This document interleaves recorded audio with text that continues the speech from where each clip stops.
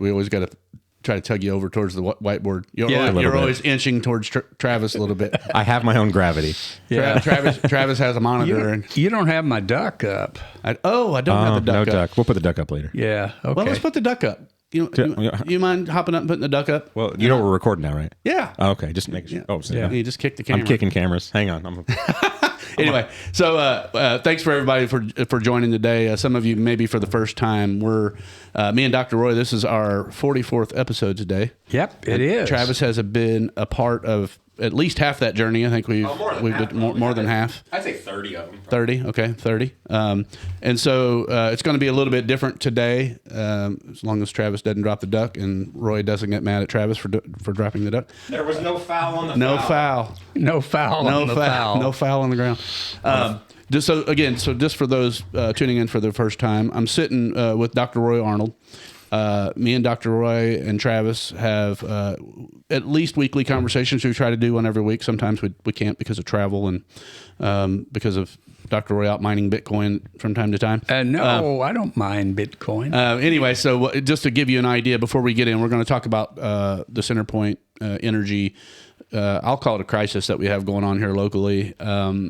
Usually, me and Dr. Roy and Travis kind of hit on larger topics that are more regional, state level, and national. Meaning, Dr. Roy is a 50-plus year practicing medical doctor here in Evansville.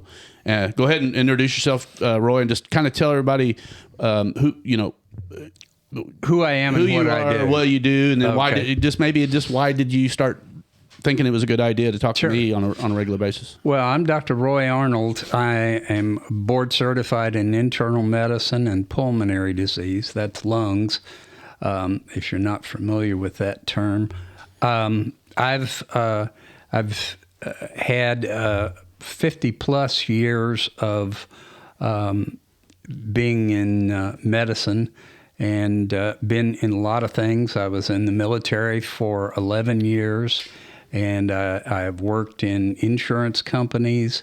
And my latest, my last thing was to have a solo practice in Evansville that went from 2013 to 2023. It was 10 years of seeing people in the clinic and taking care of folks. And after... And you called that like a concierge medicine, right? Well, it was partially concierge. Yeah. I am now 100% concierge. When I closed the practice, the real reason I did that was that the compensation from the insurance companies was getting to the point where it was no longer able to sustain there. So we would get very small reimbursement from the insurances, and I had to pay rent, I had to pay employees, I had to pay insurance, and all those other things, and there just wasn't any money in it.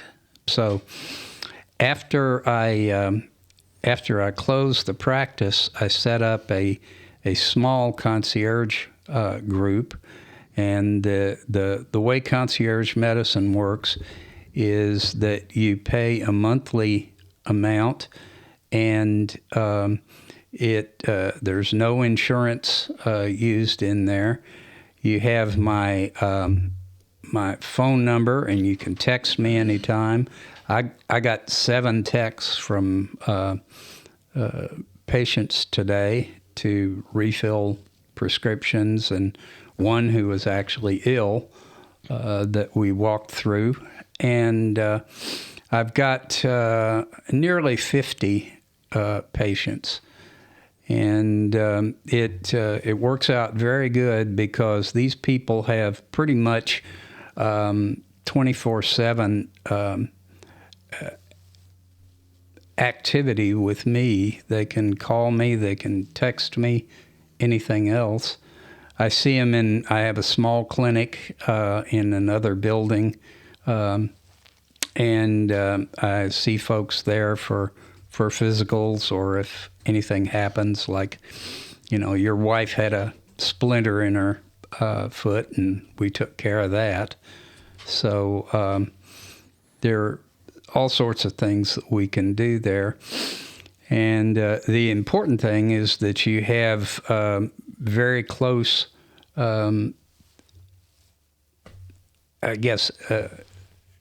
close to your physician. You can get to your doctor when you need to.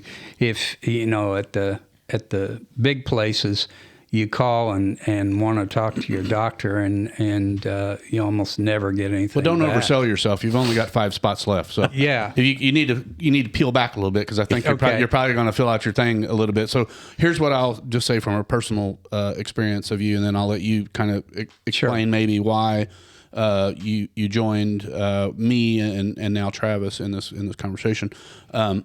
What I really appreciated about you, Roy, and I've known you for quite some time. We did some networking together for a while before you became my doctor, and then you became my doctor, and now you're the doctor of my family, including my dad, my wife, and my son, and all that. Anyway, the reason why I personally chose you is because I haven't had the most amount of trust in a lot of the things that have been going on in the medical establishment for a while. You knew that from the very beginning whenever you first started treating me, because I was a pain in your ass, I think is what I'll say. Meaning, well, I mean, like if I had issues and you said your cholesterol's high, what's your diet look like? I mean, here's the thing, folks. He'll sit down with you for an hour and a half, whatever. I don't know how much time it takes you now, but in the beginning, to find out kind of everything that's been going on in your world and the struggles that you're having and all that stuff. And I found that really comforting, first and foremost, because then you really know who you are, and I know, you know who I am. So, but what the real benefit to me is that you're open to different medical information and evolving where things are going in the medical sphere. When COVID hit, and I think the whole city and world shut down, there was a lot of conflicting narratives, and there's a lot of confusion and a lot of fear.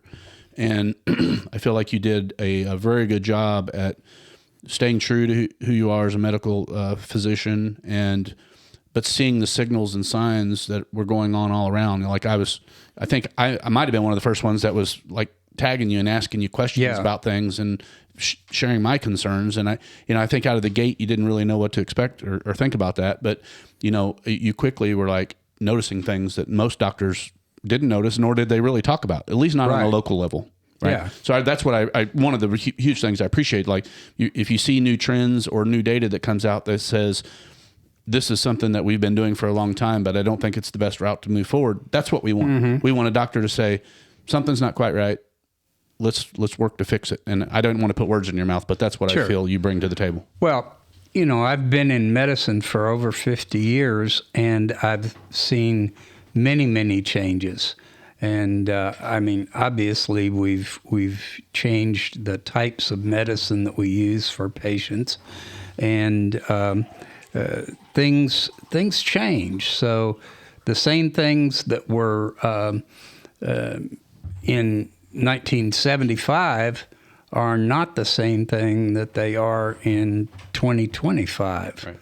So we've had to change a lot of things, and I try to be at the cutting edge of that as much as possible, and do a lot of reading and a lot of looking around for other stuff. So. Well, we're not going to do anything that gets us banned from YouTube tonight, and I'll just say that just as kind of a funny to the people that are joining us for the first time. Mm-hmm. We don't hold anything back in the conversations that we have, and sometimes I bring things to the table that are clips and different information that we're sharing that seem to be from notable people, and we're confused by the data and information that we see going on around us. We don't know what is the most truth, and we have been lied to about some things, and that's concerning. When your trust is knocked down. I don't know what the percentages are, but I heard in the last 5 years, there's several data points that say trust in doctors and medicine went from something like 70% down to like 40%. Right. I don't know if that's accurate, but I do know, just from my own personal experience, people that I know, and even Travis, who doesn't talk about it a lot, he's asking different questions than he was asking, just known him for the short period of time that we've known him. Right. And so, again, anyone that wants to join us moving forward, I just wanted to say that because we do get into some things that we're challenging kind of the medical establishment. A lot of it overlaps with the confirmation of like RFK, who's a Democrat who joined with a Republican group to quote unquote make America healthy again. And we're not here to necessarily jump on board and claim everything is perfect with that movement. But what I will say about it personally is I believe it's done the most to bring people on the right and people on the left together for a central purpose. I agree with you completely. If you can't agree that health is a bipartisan issue, there's a real problem. We're fat and we're lazy. Yeah. And it's not because we eat too much. It's because we eat the wrong things. In part, and we're both wearing orange glasses, which we will not talk about today. No. But if you follow us and you track us, we'll tell you why we're doing that. We're not here selling glasses today. No. This is for a medical reason, and we're kind of running an experiment. My experiment's going pretty well. But tune in for another day because I don't want to go down any significant rabbit holes today in that realm. But just to kind of get it out of the gate, you can. We are very consistently on Spotify and Rumble. I'll have the links to our podcast in the show notes, and it also probably in another share if you want to follow either one of us on Facebook or on Twitter. I'll also have those in the show notes. I'm at Twitter at Chad Schmidt, and your Twitter at Air Rescue Doc. Air Rescue Doc. Yep. And so anybody that wants to follow us. 16,700 of my followers are too. Well, and we're both fairly active in Facebook. Yeah. Doc tends to lean more right than I do. But I agree with some of the things he says, and I don't agree with everything that he says or the way he says it. I'm laughing here. Keep it spicy. I like keeping it spicy, and it's fun. Anyway, so find us out there, and I think you'll find the ongoing conversation that we're having interesting. At least I hope you do. The other bipartisan thing that I think the why I found it important to kind of change the method of what we're doing here tonight is I'm seeing so much chatter online locally right now about our local energy company. So anyone that's watching this from outside the southern Indiana area, I apologize that we're going to go down this rabbit hole, but I think even you, if you're not from this area and CenterPoint is not your energy provider, if you deal with... You're lucky. If you deal with any energy companies or any water companies or any government controlled or not controlled agencies that you feel are gouging that is something that we're dealing with pretty significantly here locally. And so that's what we're going to focus on tonight. But so maybe hopefully you can learn. We're going to try to delve into some of the issues that we're having, and price is only one of them. But just the inability to kind of have what we feel a voice heard, and to have any control over the pricing changes that are happening around us. I don't know if you have anything to add on that. I've talked a lot. Either one of you want to riff on anything? I'm going to be paying attention to the several Facebook pages. If anybody has any questions or any comments or whatever, I'm going to kind of pop in with that. But if you don't have anything to start, I'll just kind of tell the story of why I feel it was important to have this conversation tonight. We just had a decision dropped in our lap that our local energy company, CenterPoint Energy, I think they're based out of Texas, will be raising our rates, I think, up to 20%, maybe up to 20% over time. I saw the dollar amounts. I think 10%. Well, anyway, I know a lot of people were doing the math with it, and I'll stand corrected on whatever the number is. It doesn't really matter.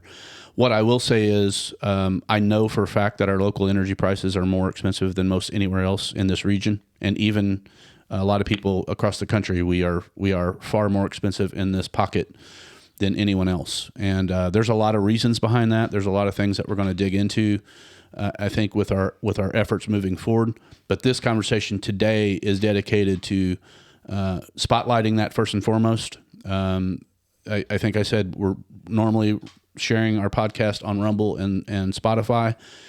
Sometimes we get booted off of YouTube because we have talked about some controversial yet factual medical information that YouTube doesn't allow people to talk about.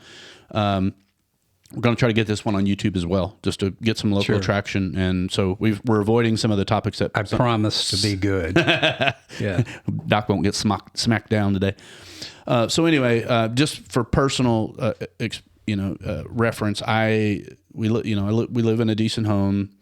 Our utility bills typically range, I think, anywhere between $400 and $700 a month. And the other real problem that I have with our local utilities is our water bill is somewhere in the $200 to $300 range on a regular basis. So just to turn the lights on and to have water flowing through our house is $1,000 a month. That's a lot of money. And my wife does well. We do well. We are comfortable. I'm not here really to bellyache. I'm just saying, we make more money than probably a certain chunk, maybe half of the community, and it's a struggle for us. It's painful every time we write a check to CenterPoint and to the water department, especially for water that I will not even let my children drink. But what I will say here is just kind of open up the conversation is I am joining a local effort. It's right now it's kind of called DOGE of Evansville.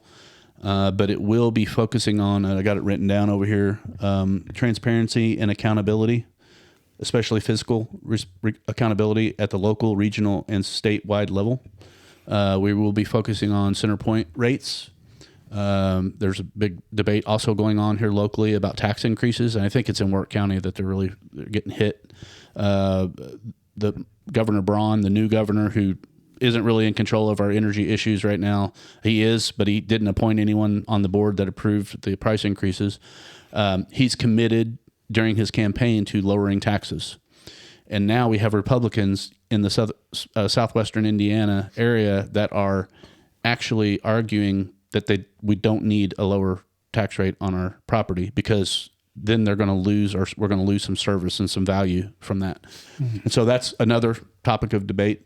I'm also super passionate. Me and Travis have a lot of conversations about education reform. Mm-hmm. Whether you approve or like it or not, whether you approve or like Donald Trump or not, to all account, I believe the Department of Education will be going away. And what the Department of Education is to me is a federal umbrella that goes over all education, and quite honestly, our education system is broken.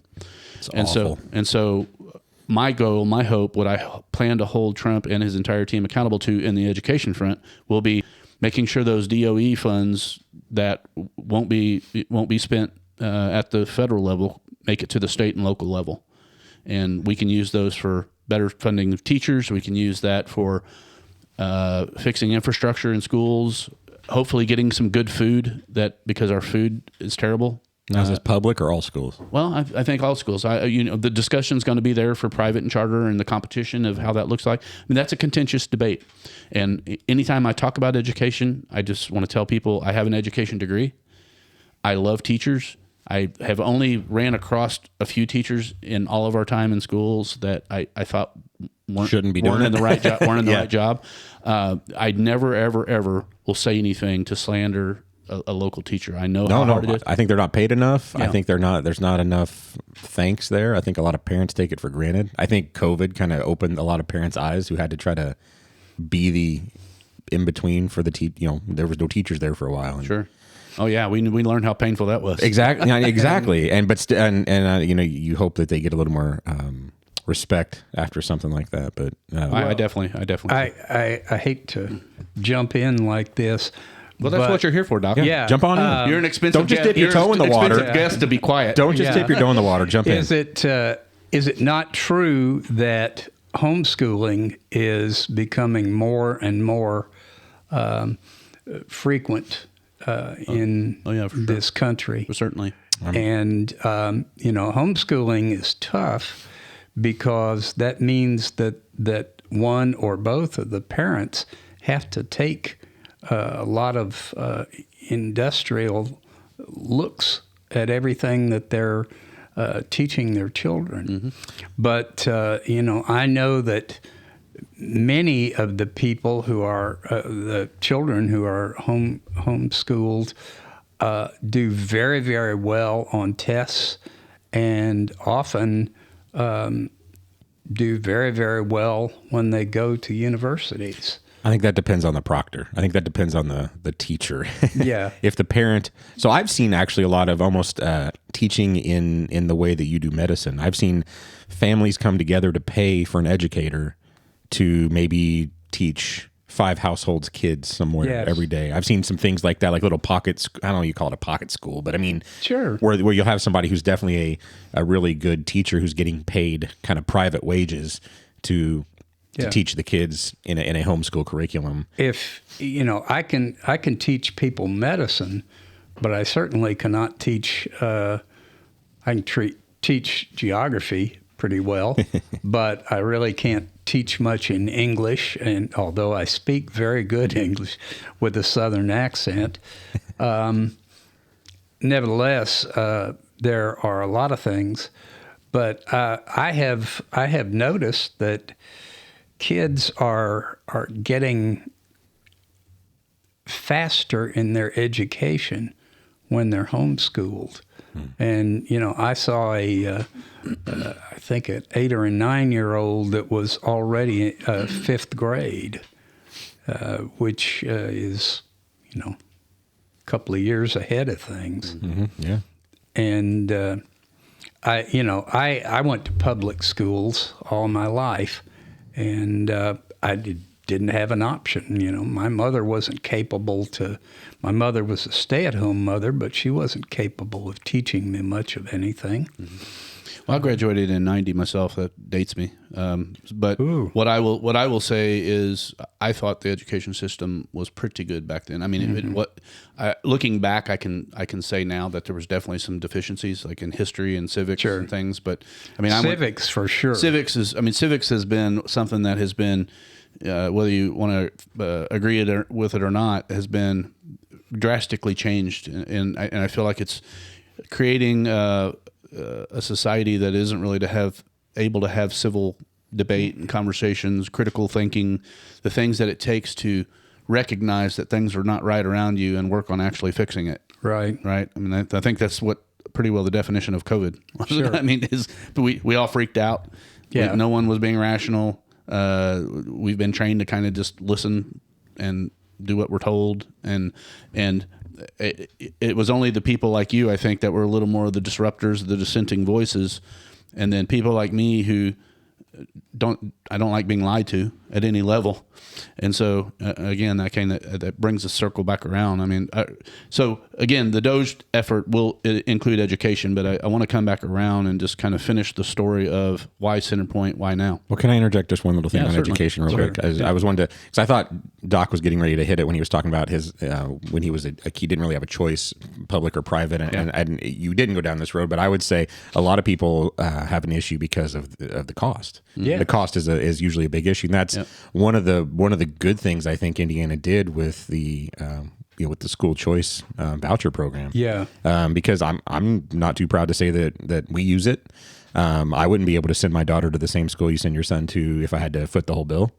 Mm-hmm. And so I think unfortunately, it was on Kentucky's ballot, and they declined to allow that state to do that, and I for the life of me don't know why. But I mean, I think that being rolled into a lot of this, a lot of the talk that's going to be happening if the DOE is dissolved and the funds, and I hope that school choice either remains state level or they make it some kind of federal. Everybody has school choice. Well, I think what we're going to find is again, whether you like or dislike the DOGE idea, they are finding where money basically has been sent to NGOs, which are non-government organizations, and those organizations basically act as propaganda agents, and they will fund teams that go out on the internet and basically get in arguments and call people names anytime they talk about education reform or having money tracking each kid, like following the kid. Every student should, even me. You said it. We pay more to have our kid in school than you do,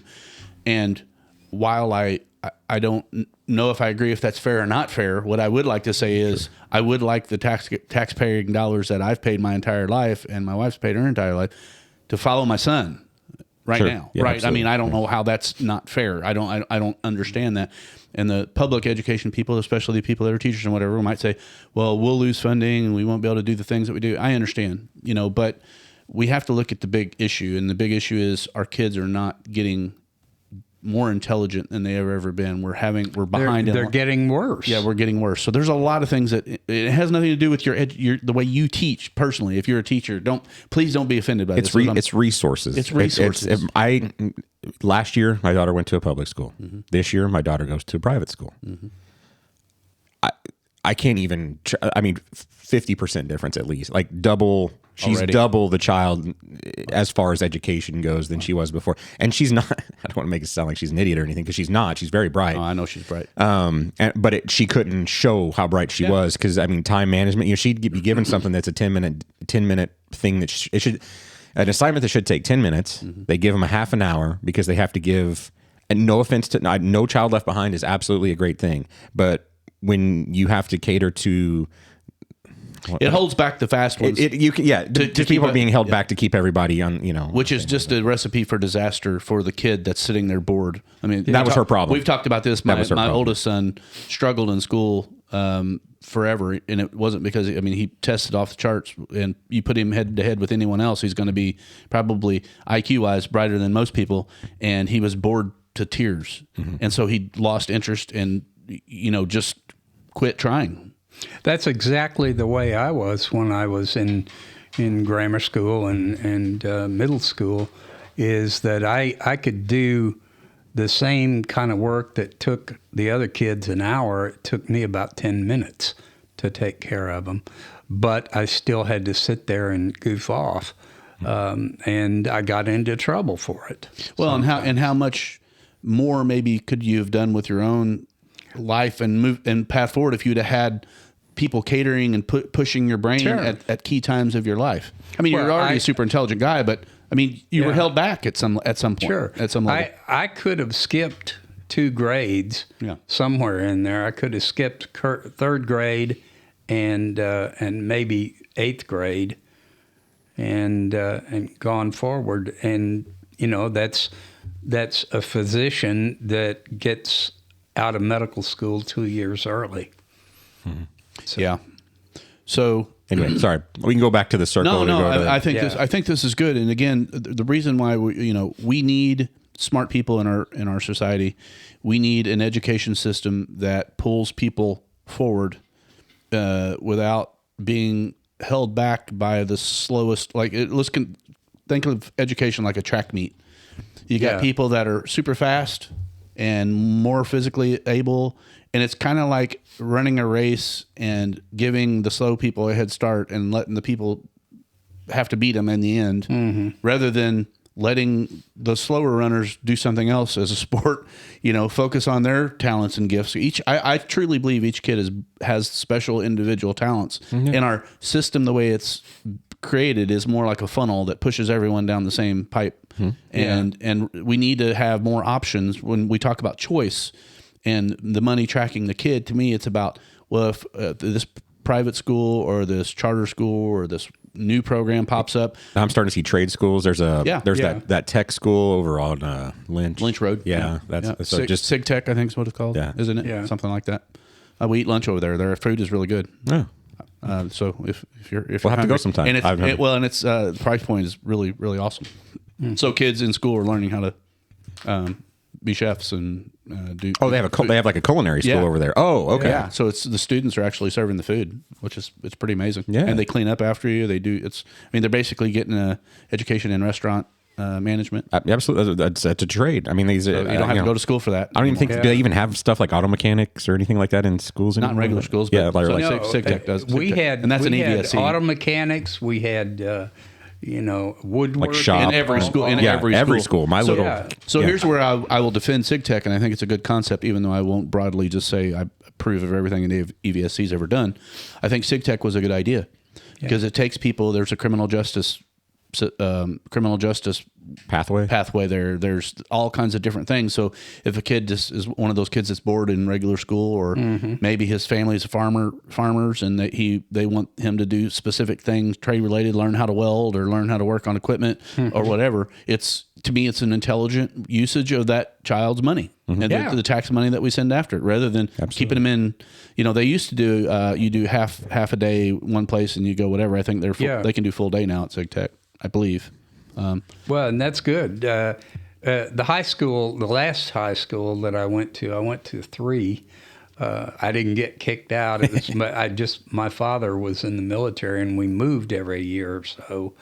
But the last one that I went to had that sort of thing, where people who were engaged who were good at the trades, they would go 3 hours in the morning, and then the rest of the day they would go to their jobs and learn how to, be an electrician, learn how to be a welder, learn how to be trades. anything. I mean, that's definitely a good way. That's a way to go. If school's not necessarily, my daughter's 6. I can't believe I've already had this conversation with her, but we've talked about it. You'll eventually get through high school, and there'll be college. And if you feel like that's not something you want to do, there are a lot of trades out there that pay well and are respected. And, I can't imagine how colleges are going to change between now and the time you're. Who knows? Oh my gosh, they're going to have to. I mean, with all the changes that are happening, here's the other thing. I mean, we're giving a bunch of degrees to a bunch of people that there isn't enough jobs for the degrees that they have. So what good does that really do? Except for put people in debt. We could spend all day on the education. So let me just say this. If you're interested in education reform or getting involved in the local community, I have been talked out of getting on a school board by my wife more times than I can count. I don't know that I would really want to do it because I'm not really good at playing inside the lines like that. I'm more of a disruptor and someone that just knows bad ideas and bad things when I see them. And I want to get the right people in the right place, taking action. So if you're one of those people that has been involved in education reform or passionate about the need for some change and what a local DOGE effort might do, organizing around that, please reach out. And we will try to get you connected with another team that will be on a sub DOGE. Anyway, so just get back to energy for a while, so we don't lose too many people that came here just for that or are coming here just for that. So my personal story and why I wanted to get, and I did send a Facebook message out today. I haven't put it on Twitter yet, but I will tomorrow. Basically, was talking about the CenterPoint price increases and how that is significantly harming so many households. A lot of people that were already struggling and either not buying, the right kind of food, or having to not take shortcuts in other areas.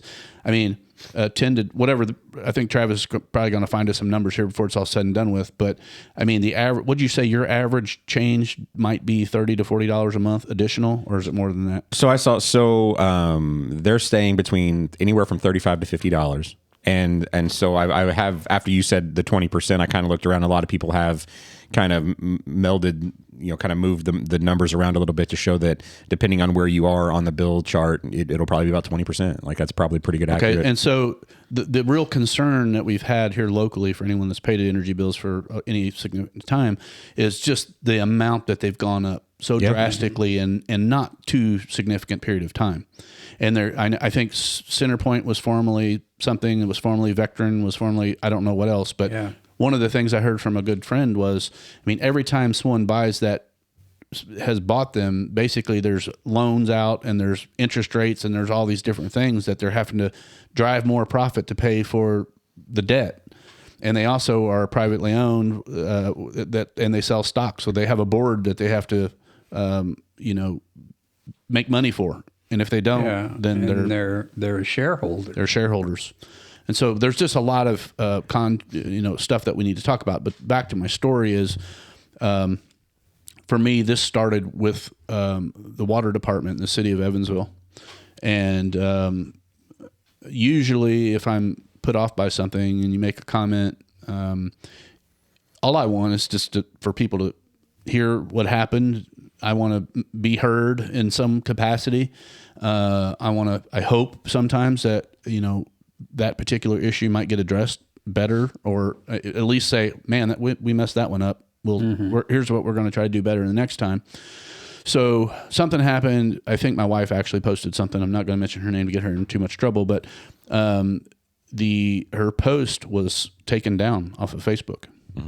And for those that don't know me, I don't need to get too deep into it, but I've worked in digital advertising for since about 2007, and that means helping businesses do stuff on the web, including social media and all that stuff. But I'm also much more passionate about censorship and the fact that local, national, state, global governments should not be censoring us. We have First Amendment rights, and to me, that is the most important right, because it kind of protects all the rest of them from tyranny.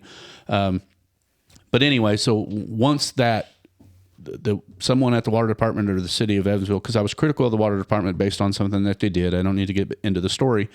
And somebody tried to address it. I had a counterpoint, and I was critical of, I basically said the buck stops at the mayor's office. Yeah. And the water department is one of those things. All of the stuff goes to the mayor's office. And so anyway, the whole post was taken down. And I'm like, well, that was weird. And my wife got pretty upset right away. And I'm like, I don't know. Facebook does weird stuff sometimes. So just don't worry about it. Post it again. I think she kind of remembered what she was doing. So I posted it again, and it went down again. Needless to say, I'm like, well, not only we knew Facebook, going back to the talks that we were having about the medical stuff and the words that you couldn't say on Facebook or YouTube.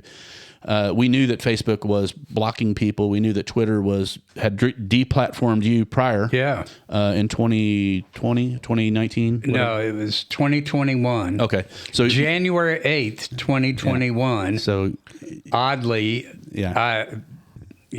President Trump was taken down, and so was I. Yeah, so you were in a huge block of people, and that was concerning at a whole new level. So we found out with X-Files that Twitter had CIA and other government officials working alongside of them to ban and censor certain narratives and different groups of people that didn't agree with the narrative.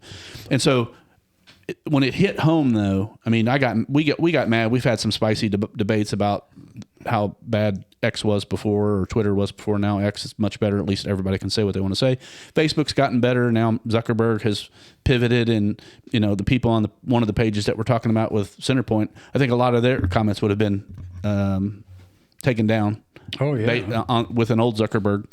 But so at least now we're able to talk. But back to the point of the reason I started really thinking about doing something locally rather than talking about the medical stuff that was going on a federal level was because as soon as censorship hits that close to home, and an agency in the city of Evansville we're not able to hold them accountable to bad actions or hold bad actors accountable. Mm-hmm. If we're not allowed to see the books and have transparency and where the money's going, how much we owe, all these different things, how can we be sure of the direction of the government? How can we be sure of the direction of our city? And how do we know that it's going to be left better than it was whenever any administration comes in, right? So the big critique here that we've been hearing a lot, we'll get on some of these pages and maybe talk about some of the comments that we see,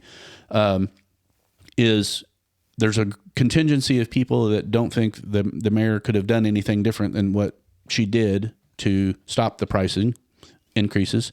And then there's a whole nother contingency of people that believes they don't like any politician, and why are you in the position you're in if you're not out here trying to protect us? So I think that's where we are, kind of maybe to bring the conversation to today. And I don't want to bash a mayor, but the other piece of this story for me is prior to the current mayor being elected, I had some concerns about some other things that you and I have talked about, some things that you and I have talked about: education, security, surveillance, all these different things. And I tried to get the current mayor and the two other mayoral candidates in a podcast series. The other two potential candidates actual candidates were very open to it. They wanted to have a conversation. They wanted to air things out. And they want to talk about it. Our current mayor had no interest in talking to me. And she didn't think, quote unquote, that my politics or her talking to me would benefit her campaign. And so I had a real problem with that. And the only reason for that is because if you can't have a conversation with people that you don't fully agree with on all issues and just have a civil conversation, and what is that? Yeah. You're my mayor. That's tyranny. You're my mayor. Just because I didn't vote for her, which I didn't, and I'm fully transparent about that. I because of her unwillingness to talk about me, talk to me, I wouldn't even consider it. And there was another issue that happened with, that really sparked it. It was the censorship. So there's a real problem with any organization or any government agency that's not fully transparent. And I don't believe that the current mayor is doing the best job to protect us, and especially from CenterPoint. I believe personally, and you guys can weigh in after this, I'm going to quit talking so much, is as a mayor, there should be a phone call every day. She has a line to the governor that you and I don't have, right? Right. I mean, she has the governor in essence is somebody that she has connections to, and I believe the governor can be the thing that lowers our costs and pricing on a lot of things down here at this level. Sure. The good news is, whether you like Republicans or Democrats, doesn't matter. Mike Braun is from the Southern Indiana realm. So I do believe he's going to care about these things that we're talking about at a much closer level. Whereas the board that unanimously announced or approved CenterPoint's rate change, those people, none of them are on CenterPoint. They don't have CenterPoint Energy up north. They might have a CenterPoint payroll. I don't know how much money they might have. They're definitely lobbied, dude. I mean, Yeah. That's the whole thing. We're talking about money and we're talking about influence. And I think they're on Duke Energy or something else, some other platform up north. Mm-hmm. And of course, so it doesn't hit their pocketbook on a monthly basis. And they're also getting some kickbacks and some finance campaign contributions. You don't know that for sure, do you? If you look at the 5 or 6 people that are on the board, they're all from north. Well, no, I meant about them getting kickbacks. I don't have proof of that, but anybody that's in a political position gets campaign contributions and different things. Mm-hmm. That particular board, what I would want, we could rule this out. Here's part of the DOGE, right? Yeah. So you're right. I was wrong to just say that outright. The transparency would, if you're in a position like that, an influential thing that is voting, we should know.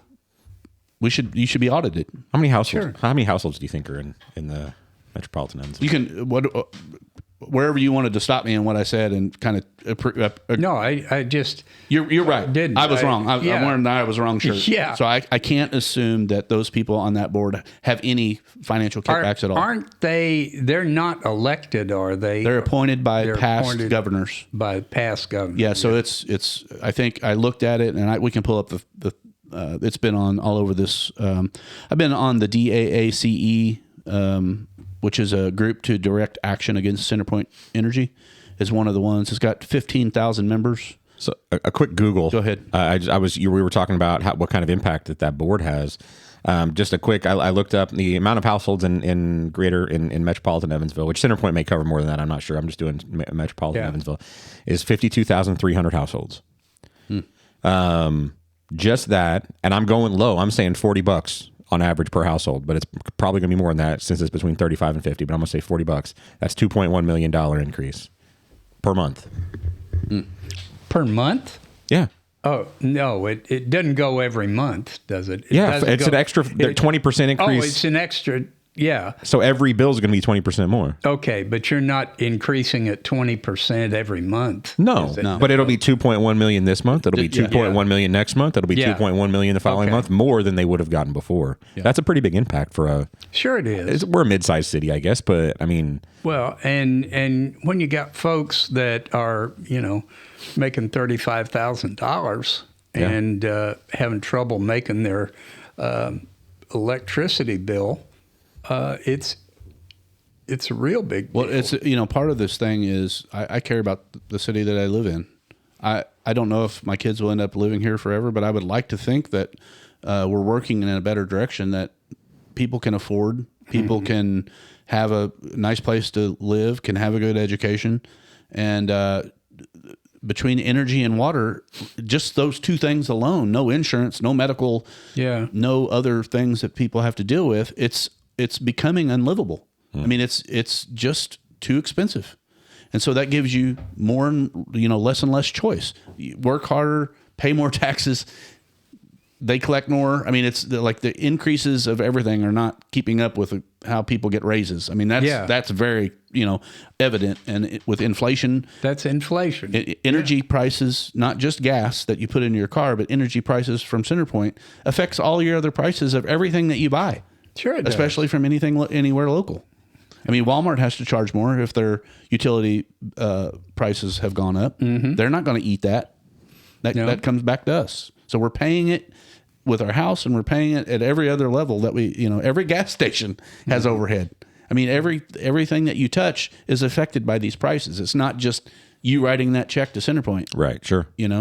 So you can put up as many windmills as you want to, and you're not going to get any more out. And if the wind's not blowing, you don't get electricity. That's right. Well, it's funny you say that. I do have a little, just as we've been, I do have a few things ready. This is just a little tidbit, but CenterPoint, this was from a CenterPoint representative sent to a news organization here in town today. And it says that what this increase is going to do, it's going to support the continued modernization of the company's infrastructure, the ongoing investments in our transition to more diverse energy sources, including solar and technologies befitting our customer service experience. So in my head, we're having to pay for them to make their business better, but they're never going to decrease our bills once they get this stuff set up, are they? No. So things never go down. So we're paying for them to have a better business, for their business to improve. I do have. We've talked about dollar amounts. We've also the same article talks about. I'm sorry? For their shareholders to get more money. Well, that too. Well, right. Depending on if you believe that entire statement, sure, it might just be more money in more people's pockets, and they're not really doing anything for their infrastructure. You never know that. Something else that's in this article, State Rep Burton. So one of our state Alex representatives. Burton, I think. Yeah. Mm-hmm. He said energy utility costs are already a major burden for families, especially in Evansville, where we're facing the combined challenge of rising energy prices and increasing costs of living. With the electrical rate increase, many of our residents will be hit even harder. While there is no simple solution to reducing energy costs, I'm committed to exploring every possible avenue to help alleviate this pressure on our community. I will continue to work with the IURC to ensure that they understand the impact these rate hikes have on local families and the broader Evansville economy. We need to ensure that the energy becomes more affordable for everyone, and I'm focused on expanding energy options and pursuing innovative policies that help achieve that goal. End quote. So that was the full quote from Rep Burton. And I think one of the biggest things here is I don't know how it's not considered a monopoly, but our energy is monopolized. They can charge us whatever they want. If we want electricity, we have to pay them. And I'm hoping that some of that. Anyway, so that's what Representative Burton said about that. I don't believe he's a Republican. No, he's not. I just saw REP right here, and my brain went. I apologize. And so, and if we really want to go any further, I've got their annual gross revenue. That'd be nice to know. Yeah, I mean, this goes all the way back to 2009 to the end of the year of 23. So I don't have 24 here. I don't know if they haven't reported it or what. I guess 24 did just end, so maybe it hasn't been completely reported yet. But every year, it except for 1 year, it goes up a little bit every single year. So in 2009, it was a gross profit of $3.9 billion. 10 was $4.2 billion. 11 was $4.4 billion. 12 was $4.58 billion. Then in 13, it went down a little bit, $4.2 billion. Then 14, $4.3 billion. 15, $4.3 billion. 16, $4.56. 17, $4.7. 18, $4.77. 19, huge jump, $5.54 billion that year. 20 was $5.67. 21 was just a little over 6 billion.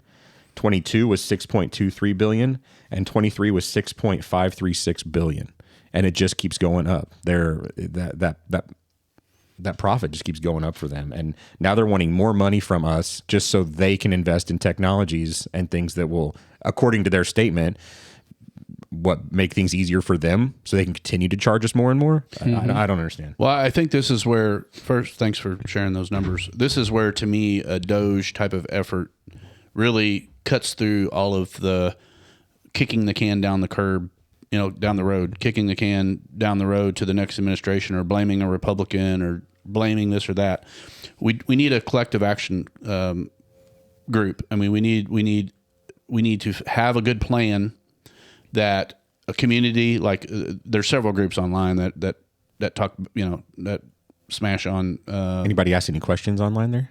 There's a couple.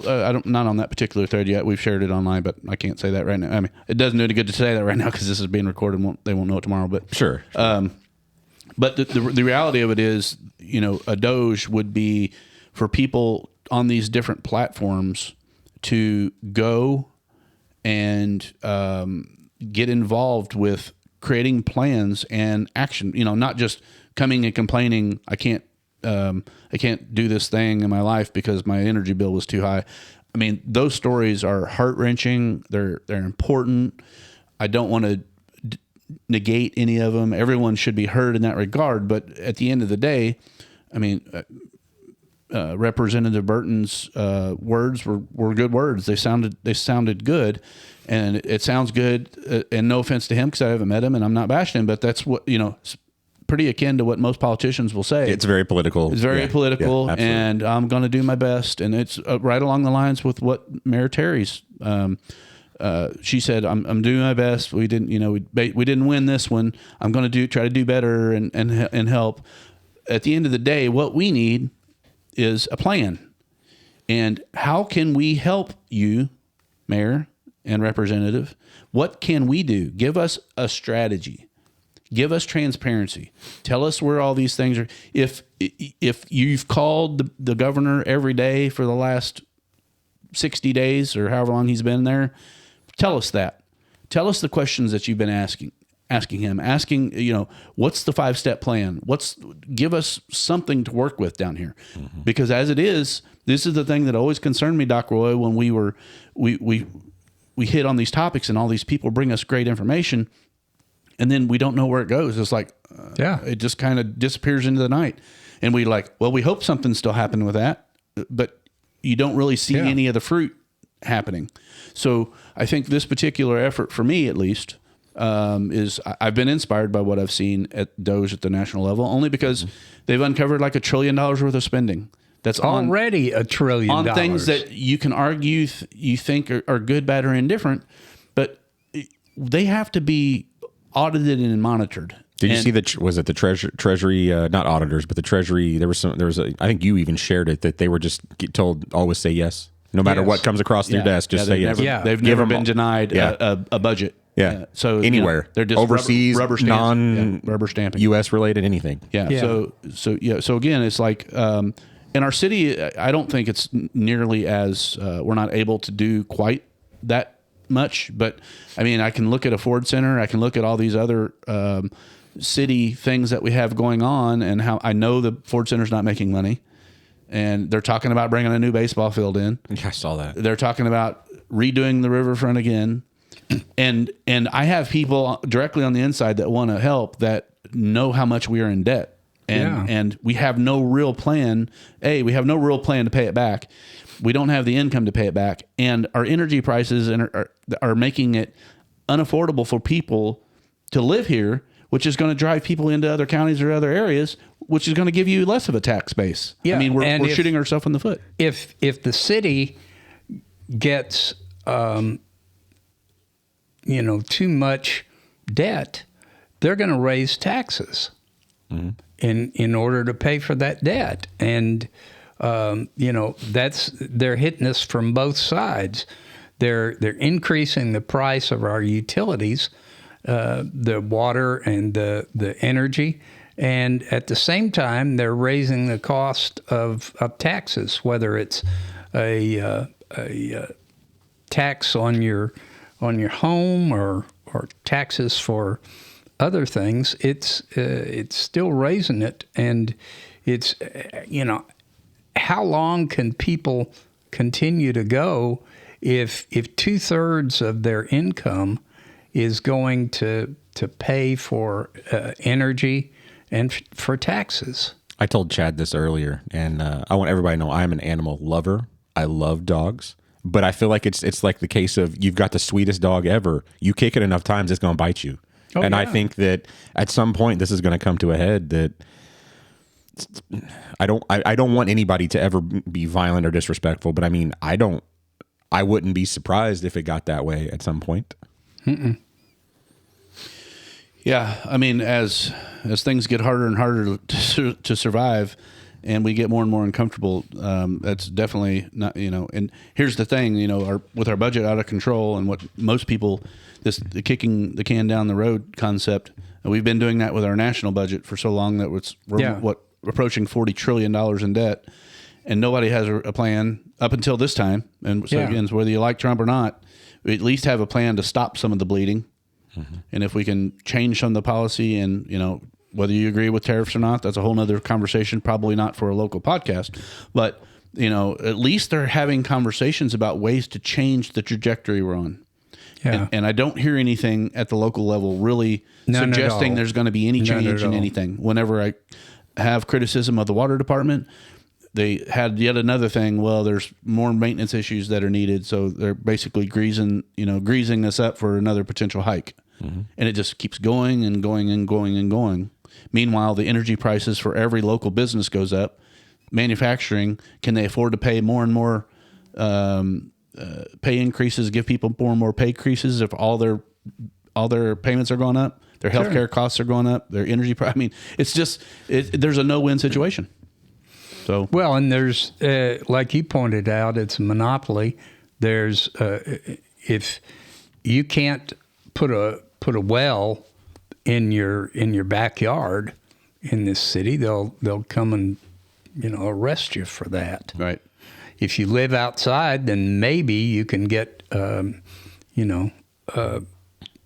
the county permission to put a well in your backyard. But if there's water available, water from pipes, you have to use that. You can't put a well. Mm-hmm. When I lived in Montana, I had 2 wells in my backyard, and that's where my water came from. I grew up on well water and loved it. Yeah. Do you guys know what's the state's stance? It's a state by state thing, but rainwater. Are we allowed to collect rainwater to use? I think we are. Okay, not as potable water. I just mean as for now. Yeah. Oh, yeah. Okay. Because some states you can't. Well, that's just one of those ones that keep clamping down. And they'll tax you in California if you get rainwater. They'll tax the rainwater. Yeah, and they send it into the ocean rather than reservoirs so they can fight fires. That's right. Brilliant. So, Travis, you asked about comments. What I will point to, and you can pull up my screen if you want. Sure. I think it's pretty neutral. I'm just going to say Joe. There's a post on here from Joe that I thought was really good, Joseph. Basically, I'll just read it because it's good enough to just read.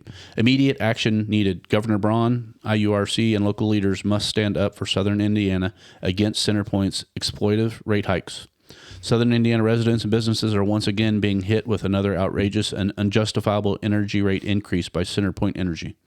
These relentless hikes have made our region home to some of the highest energy costs in the country, an unacceptable and unsustainable burden that is crushing families, small businesses, and industry alike. Some of the things I just talked about there, we just talked about. For too long, the State of Indiana Utility Regulatory Commission has failed its duty to protect Hoosier consumers instead of acting as a rubber stamp for monopolistic utilities like CenterPoint. This pattern of neglect must end now, and it is imperative that Governor Mike Braun take immediate action to put the Southern Indiana voters and businesses first. He's got a list here of things to do. Number 1, appointing a new IURC commissioners who will challenge these predatory rate hikes and hold CenterPoint accountable. 2, ensuring Southern Indiana has direct representation on the IURC. so our voices are no longer ignored. It'll impact their pocketbook just like ours. Number 3, mandating transparency and consumer-focused regulation to stop future unjustified increases. So there's a couple more paragraphs here, and I think this is really good. I out of all the things that I've read, there's a lot of people that will complain about. I think you dig down in the comments here. Some people are calling him, well, you're on some kind of Republican rant, and Mike Braun's a Republican. But let's give it a chance here. Let me finish the thing. But Governor Mike Braun is not the only leader who must take action. Local elected officials, I'm not going to name the names, but some of which we've talked about here tonight, must also step up and fight for people they are elected to serve. It is their responsibility to defend the financial well-being of voters and businesses in their communities. Where is the public outcry from these local leaders? Where is the unified demand for accountability? Silence is complicity. I attended the IURC hearing held in Evansville with several of our local leaders and listened as the stories of desperation were told through tears. The people of Southern Indiana deserve leaders who will stand up CenterPoint Energy and the IURC, not sit on the sidelines while their constituents struggle to keep the lights on. Enough is enough. This is a moment of true leadership. Governor Braun and our local officials must take immediate action to protect Southern Indiana from being exploited any further. The voters will remember who fought for them and who failed to act when they need it most. I like that comment. 58 other people did. There's 52 comments. And there's people defending the outrage towards the mayor and city council, basically saying that they spoke up, they did what they needed to do, and I don't want to highlight those people. Maybe they don't want to be seen. Well, I got off of it, so if you want to go through the comments, you can. I'm back on you. Just comment on how that paragraph, multiple paragraphs there. If you guys have direct feedback on that. I think it was well versed, and I mean I think it hits the points that we've hit, and Doc, what do you think? Yeah, I'm all for it. Okay, so there's one, I'll just say I'm not going to mention the names, but I will give direct comments so you can go look on your own. These are public forums, I believe. You might have to try to become a member here and agree to some civil discourse. Agree with a lot in here, but I strongly disagree with the outrage, in quotes, directed at the mayor and city council. Both mayor and city council have already fought CenterPoint on their behalf to the extent of their power. They spent taxpayer money, hired legal resources, and when was determined that no path forward could be produced, any results they discontinued. So basically, that was seemingly someone that works for the local government saying, we tried our best, but they didn't listen. They didn't listen. Yeah. And to go right back without even revising what Joseph had to say, or Joe, whatever he likes to be called, that still is that's not enough. It's not enough. Well, they tried real hard. Yeah. So good try. Go sit on the sideline. Okay. Keep at it. So what's the plan to fix it? What's the plan to stop it? And what he did outline, and this person didn't, he said some good ideas, but I mean, there were some action items there that the mayor or somebody from the mayor's office could come and say, that's a great idea. How about you join the team and sure. we talk about it. So these are why the DOGE conversations come up. And the reason why I don't believe, personally, I would be really shocked if the local, where I will be critical, is our mayor has had opportunities to reach out to the other side and to join in a unified effort to bring things to Evansville that everyone will benefit from. It's not partisan, right? So anyway, Roy, you got anything to say on that? Or you? No, not really. I'm just sitting here steaming. I can see the smoke coming off. We've got a protection over his ears so it doesn't come out. Does it go right back in? Is it recycling? Start coming out of his nose maybe or something? His eye socket? Uh-huh. So there's a bunch of partisan hacks in here, and I'm just going to call them out because it's kind of silly. And I've responded to some of them. I think you left out, stop electing Republicans to the state legislature that passed one anti-consumer bill after another that has allowed the energy monopolies to reap insane profits. They're passing more horrendous bills right now that will make energy costs even worse. I'm like, so here's my position on all this. I don't really trust Republicans or Democrats at any level. I sway, politicians in your name. I sway to either side. I've voted a lot locally for Democrats. Less, I don't know that I voted for a Democrat at the national level in the last few cycles, but this is just kind of a silly comment that you get from just a Democrat out there in left thinking, field somewhere. Yeah, and I'm not going to go to my comment if you want to go in and read it. Basically, my comment always is, okay, show me the Democrat-led city that has cheaper cost of living, better living conditions, and everything that's beating this Indiana state, and let's highlight that. And really get into what they're doing so well. I've been seeing people talking about wanting to move to Illinois. Illinois is awful. Good. Yeah, They have Baltimore no idea. and Detroit. They haven't looked into that at any level. Yeah, half of Illinois wants to become part of Indiana. Leave the other half. Yeah. So Yeah. the Southern Illinois doesn't get any love. And so part of this thing is, gentlemen, there is a vote with your feet kind of aspect going on here, and someone that might say, well, Illinois energy rates are cheaper. You might be right, but there are other taxes and crazy weird stuff they've got going on. You're basically you're throwing something out. I mean, I love the state of Indiana for a lot of reasons. The one big thing I don't like is I think we could do better in a lot of areas, and energy costs is definitely one of them. When I still had my practice open, I hired someone who had moved from Illinois to Indiana, to Evansville specifically, because it was, in her opinion, a much nicer place than where she was living in Illinois. And she came in. I had a position, and I talked to her, and she was very good. And she stayed there until we closed down. So yeah. Anyway, so for me, I think, and I'm going to try to find some more comments here that we can talk about. But here's what I want. Tell me what you want. Anyone, what I really, really tell want. me what you really, really want. I want people talking on podcasts. I want people in open forums, organizing with other people that are, again, cue in what is happening at the Make America Healthy Again.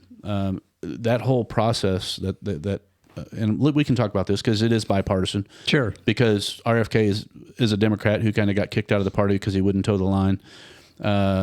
Same thing with Tulsi Gabbard. I posted several things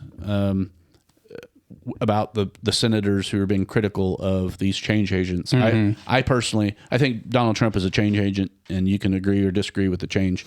RFK, to me, and I'll admit that Trump can be polarizing in a lot of ways, and certain percentage of people are going to like him, and a certain percentage of people aren't. Aside from the people whose bottom line is directly affected by someone that wants to come in and revamp our broken health system, I can't imagine anybody not wanting that at any kind of a bipartisan level. Well, the two senators who have received the most amount of money from Big Pharma are the two that are making the biggest scream against RFK Jr. Elizabeth Warren and Bernie Sanders. Bernie Sanders. Yep. Independent and Democrat. Yeah, they have gotten millions of dollars from the big pharmas.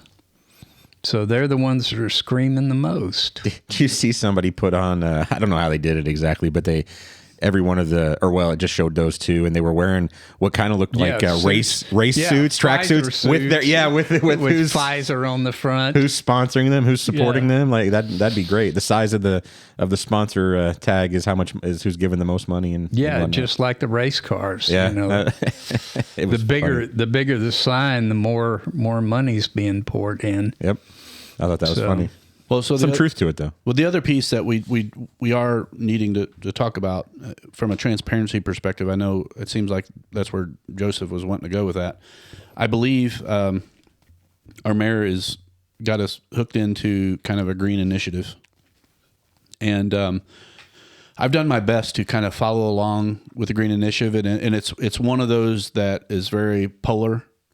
Like, you hear stuff that's obvious propaganda on both sides, whether it's fossil fuel industry or solar or wind or whatever. They're all trying to influence nuclear. People. Yeah, they're all trying to influence people in different ways. Nuclear would be the way to go, and that's fair. Yeah. Well, I mean, I think we could. This is a good debate to have, and I'm a pro nuclear guy also. Yeah. I've had a lot of conversations and debates with people, and they talk about all kinds of different things. And I always am a first principles guy. I try to come back to kind of the heart of the problem and what's the best solution overall. And the people that are against it typically kind of fall apart in their arguments. Like, when nuclear plants 3 Mile Island. Yeah, they'll say 3 Mile Island. Either that or Chernobyl. That's all they can ever come up with. What's the Chernobyl, latest 3 one? Mile Well, there was Island. another one that happened in Japan with an earthquake. Oh, yeah. Earthquake and a flood here 10 years ago or whatever it was. But here's kind of in a nutshell what you always come back to. That technology was all super old technology. It was obviously they weren't built in ways to be contained properly. I think we're a little bit better than that. And me and you, Dr. Roy, have talked about this a time or two. Is like we have nuclear submarines that are powered that never have to touch Earth for like 30 years or 40 years. And they have thousands of people on board, and it's just nuclear energy. Yeah. So it's all in that capsule. Aircraft carriers and submarines are all powered by nuclear. Why aren't those things blowing up all over the place? I don't understand. They're not. That's How weird. about that? That's weird. They just recently sent one to the scrap heap that had been going for 40 years. It was an aircraft carrier, and it was tough to get. They couldn't turn the thing off because it was still working. It was still pumping, power out. That's amazing. You think they'd find some way to rechannel that into something else? Yeah. Maybe use the rods, and it's nuclear. Is it rods? Is that They pulled the rods out, and they use them for other things. Okay. That's for sure. Okay. Because some of the rods that, get pulled out get put in other, reactors. Well, so I mean, again, our energy policy, the Green Initiative. I'm not 100% against wind or solar. I've brought up some very serious concerns about these things in the past to really smart people, and I always get kind of a dazed and confused look. And you and I talk about tyranny a lot, and we talk about who our real enemies are and what might happen if they, what are their long plans to truly defeat us. And I know a pretty significant amount of Asian people, and one of my very best friends, his grandparents spoke nothing but Chinese, and they live here in Evansville. And China is in a long game to defeat the United States of America. I mean, they're a communist regime, and we are an enemy, even though we've worked alongside and basically helped to build their society.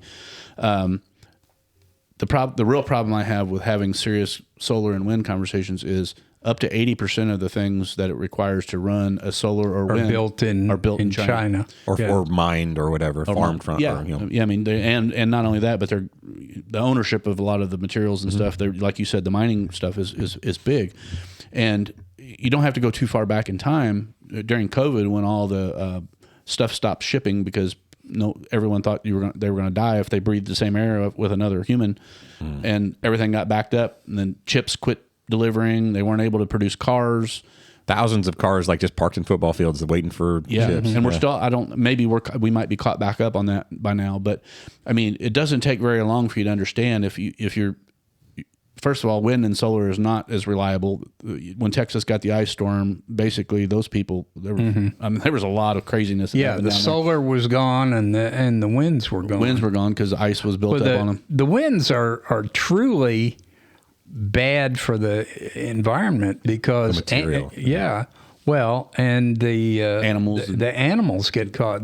Mainly birds, and not just sparrows or anything.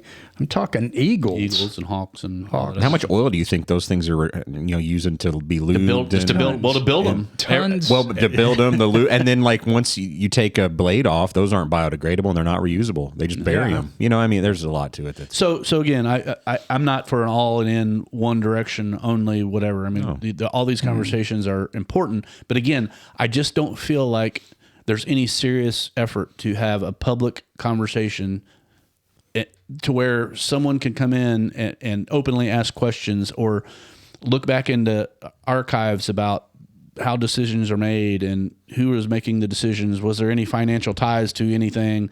Why were they pushing certain things and not pushing other things? I mean, that's where the transparency really pulls in. Because, if I'm trying to help create Evansville 20 years and 30 years, 40 years into the future that my now kids and maybe potential grandkids will live in, if we are not demanding to know what's going on, we're just basically hoping for the best. Mm-hmm. And our track record of that is not very good. So I want to interject real quickly. We were just talking about nuclear and how that really is kind of, I think, one of the better ways to go, but how people are always so concerned with it. Mm-hmm. As of May 2024, the U.S. has 54 operating nuclear power plants in the U.S. How many of those have blown up? Anybody know? Anybody? No, one. None. Well, no, because operating right now. Yeah. But we did have one. You're right, 3 Mile Island, and it wasn't even.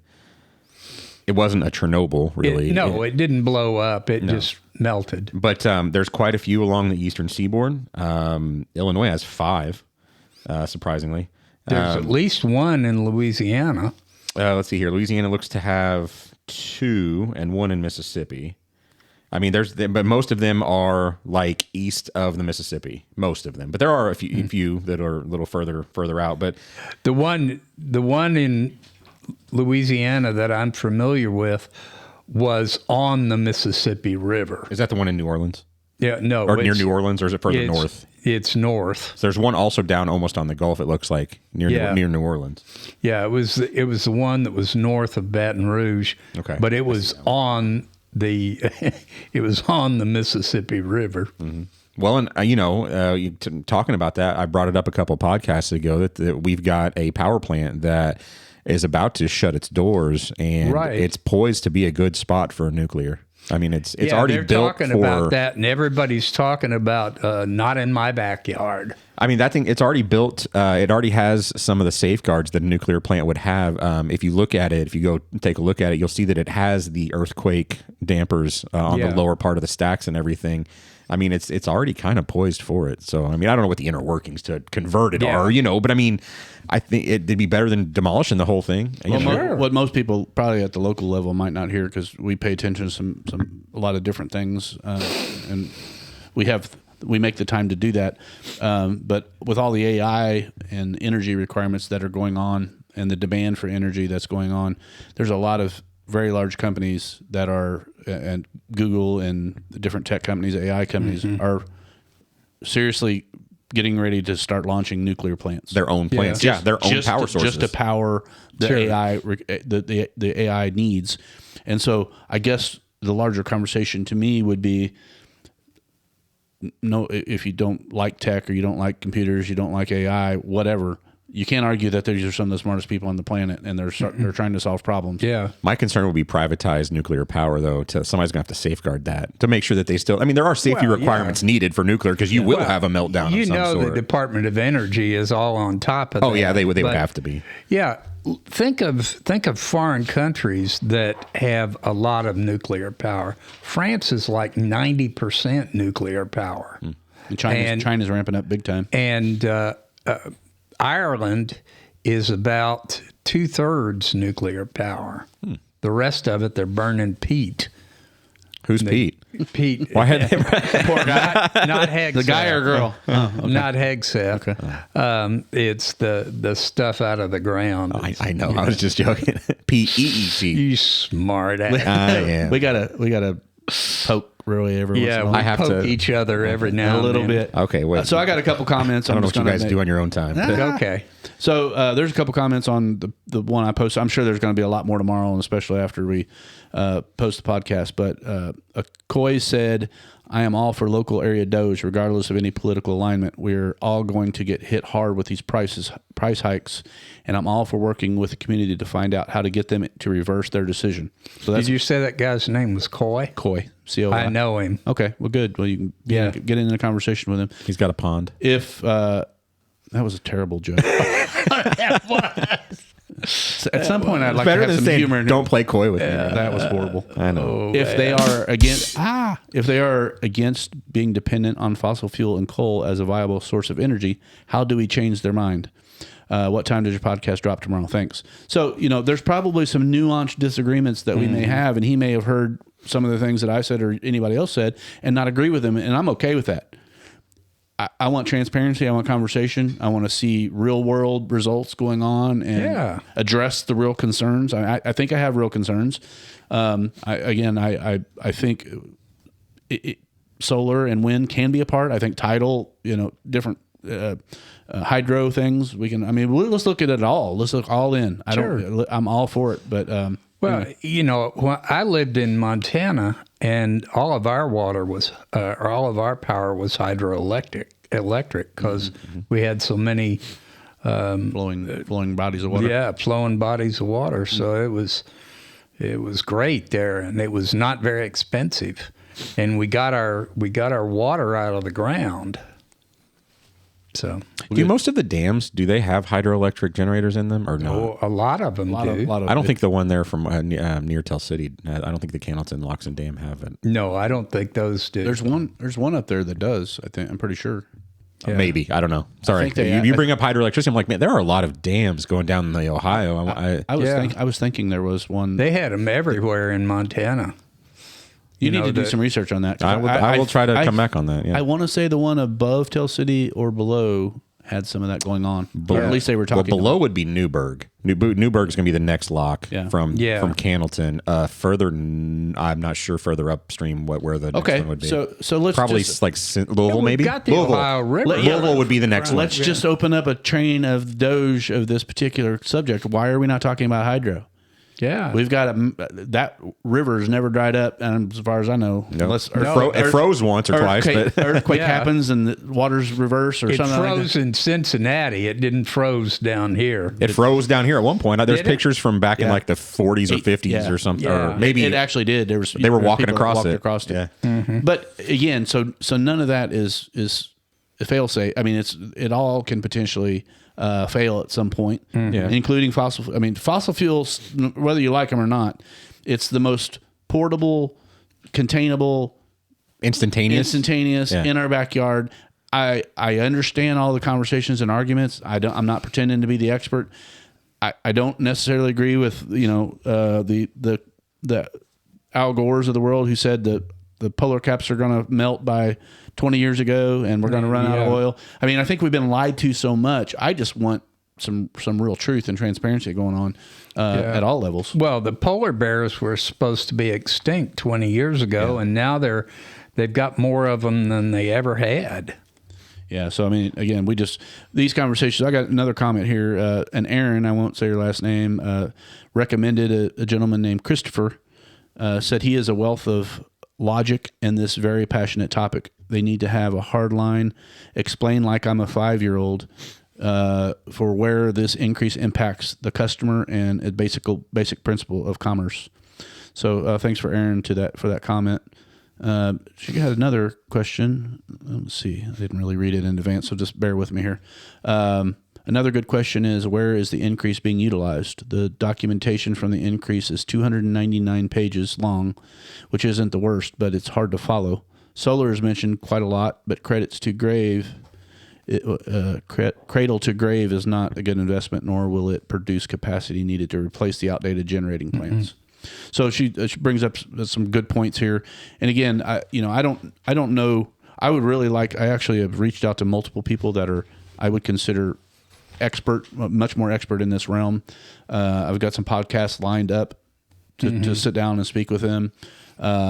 We don't have calendar dates on those yet, but just for anyone that's listening now, I'm not even going to pretend that I have this particular niche of our energy problem figured out. I want smarter people than me around everywhere. Yeah. And I want to engage them in debate and conversation and ask questions and move the needle. It's not always going to be comfortable. Sometimes you're going to get feelings hurt or whatever, but that's what we have to do. Yeah. The thing that bothers me the most about solar is that where are you putting the solar arrays? You're putting them in cornfields. And the cornfields are no longer growing corn, and corn puts carbon dioxide back into gets oxygen back into the atmosphere. 1 acre of corn will produce, something like, or remove something like 8 tons of carbon from the air. 1 acre of corn. Well, and there's all kinds of, I know this is another area where Kennedy, RFK, is talking about regenerative farming and improving our soil to the point where he believes, and has a lot of people that are agreeing or working alongside of him, saying that improving the soil is also going to improve our climate issues. Right. Like what you just said is kind of a one indicator, but like having a soil that retains water, like the way we've done things in the past. I mean, basically, we've got a lot of runoff. We got chemicals flowing into our rivers. That we do. From a medical perspective, if we wanted to put more solar out there, why don't we put solar arrays on top of the Ford Center? And on top of all the flat buildings in Evansville. I heard somebody say if they partnered with Walmart to just put solar on top of all of Walmart's, it would probably be enough to support a very large part of the U.S. Yeah, and you don't, if they put it on top of the Walmarts, you're not killing corn. Yeah. So. Well, I mean, I think we just hopped offline. That's not good. Yeah. So a little bit of just to kind of take the mic for a second. I did a little search on dams just to kind of see what's going on. Okay. A couple of interesting things I found out. One, the Cannelton Lock and Dam is actually set up with hydropower. There is a Ohio-based power company that has let's see, it was here, AMPS. Ohio River Dam Project. Now, you have to be a member of AMP to utilize any of that power, but they are a nonprofit, according to this article. So as long as you're one of their members, I mean, I'm sure you pay, but they're a nonprofit, so you don't pay as much as you pay CenterPoint. The other interesting thing here, it looks to be 5 owned by this company along the Ohio River, but of all of the locks and dam systems in the United States, only 3% currently have hydroelectric power. 97% do not. All right. And the biggest reason here, from what this says, is there are so many hoops to jump through and so much money to grease the wheels of all the organizations that you have to get involved to put generators inside these dams. It says it's a 10 to 12 year process from application to approval. Yeah. To make this happen, and it costs millions of dollars. We need to cut through all the red tape. Yes, it's what it sounds like. It sounds like it takes too long. It costs too much to be viable for power companies to want to use as a means. Well, that's another thing that again, like or not, just like Elon, he talked about deregulation and allowing things to be built at a rapid rate, because that's really the big hindrance for a lot of the things that we don't have. That's why China's moving so fast. That's right. They don't have to worry about that. That's a great mention there, Travis. The red tape and the DOGE concept is removing the regulation and the people that kind of get in the way of real help to the people.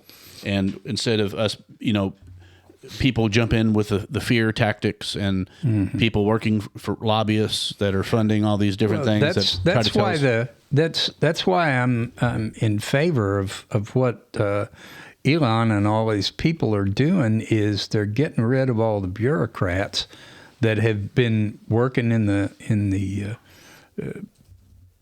bowels of the places in Washington, D.C., just to look at all the things that let's see what we can screw up today. I'll try not to get too controversial, but have you guys seen the outcry? Just how many people are upset that Elon not being a natural, I guess he's not a natural born citizen of the U.S. He's South African, I think. South African. That he now has everybody's African American legal immigrant. He now has everybody's social security numbers and treasury information and everything, and like this is like it's a big deal or something. I mean, it is a big deal for somebody to have that. And they kept saying things like, "Well, he's just a private citizen or whatever." And I think that's why The White House came out today or yesterday to say that he was a government contractor for the U.S. government, or however it was. Yeah. It was placed there to show that he. It's an agent. It's an agency. Agent of the something of that nature. But so many people are so upset, and it's. I don't know how you don't see that we need this kind of overhaul. Like absolutely we're hemorrhaging. Well, I would think like a wave 2, if we can get enough, if we can start a platform like this at the local level, would be why wouldn't a DOGE or a president or a government that really truly wanted the people to be in power again, why wouldn't you fund local DOGE and create processes and different ways to look at all these different things? Because some cities we might do a great job, and we might be, a testimony to another city, and then, copy things. But if we have the blueprint from the federal DOGE, and however that can track down to the local level, and we use those tools, that'd be pretty fantastic. If we demand this, for, like, how many major power plants are there in the country? Do we know? I know nuclear, but beyond nuclear, I don't. How might the federal government step in? Executive orders that are being done by Trump. Can Braun do executive orders? Could he just fire everyone? He did. He fired this board? No, he didn't fire the board. I'm talking about IURC specifically with the energy thing. He has the power to do that, I believe.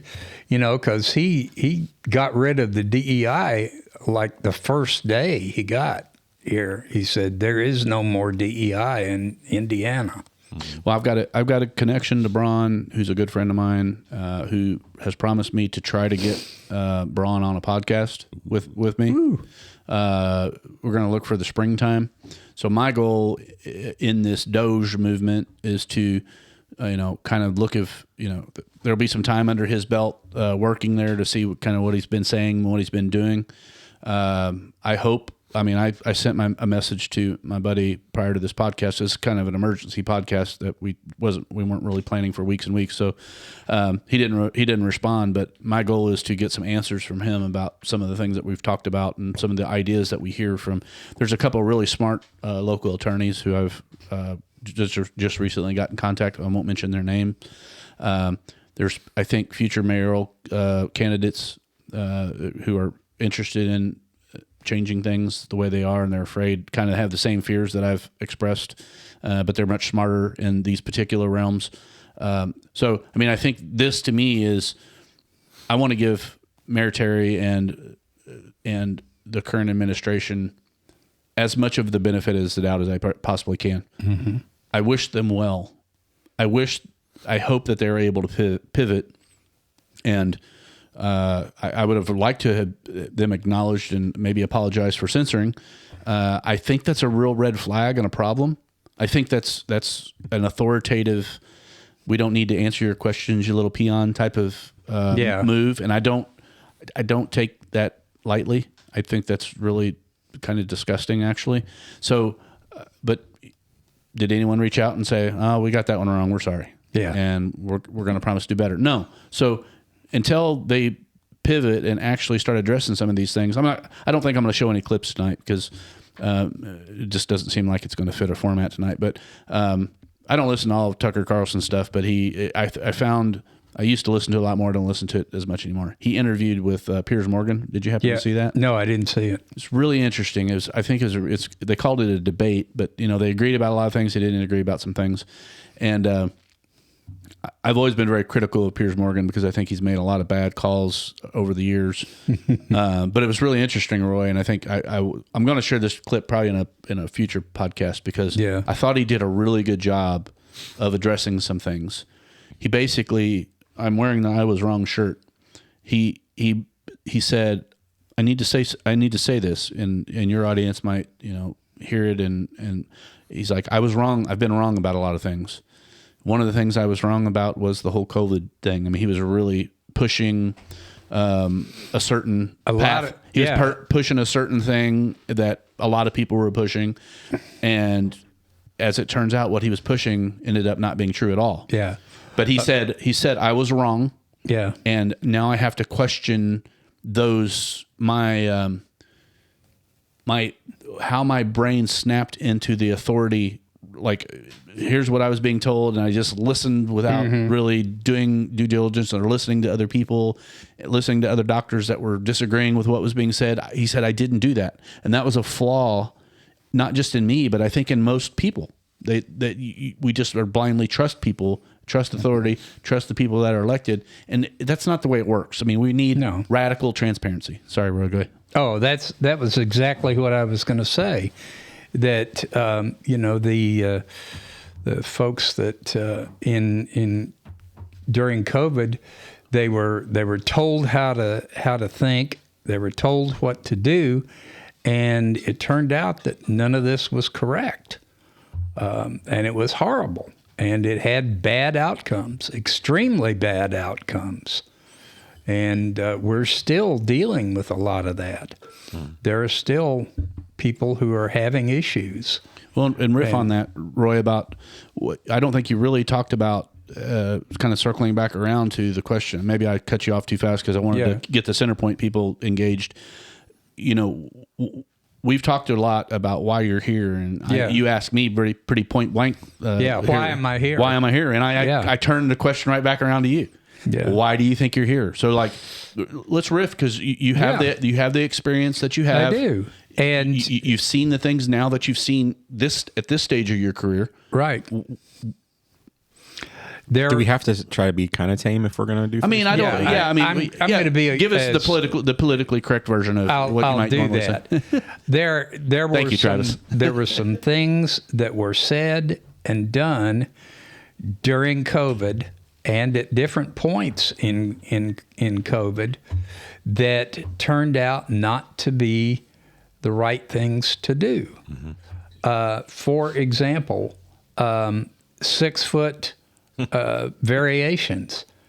That was admittedly something that Dr. Fauci came back and said, I just kind of made that up. Yeah, I don't know where that came from. Just kind of, I've seen that. Yeah, and I think there's a lot of people that still don't know that. No. So if you're just hearing that for the first time, look it up. It's actually true. Yeah, Fauci said it himself. I've actually been in. I was in a restaurant today that still had the plaques on the floor that said stickers or whatever. The stickers.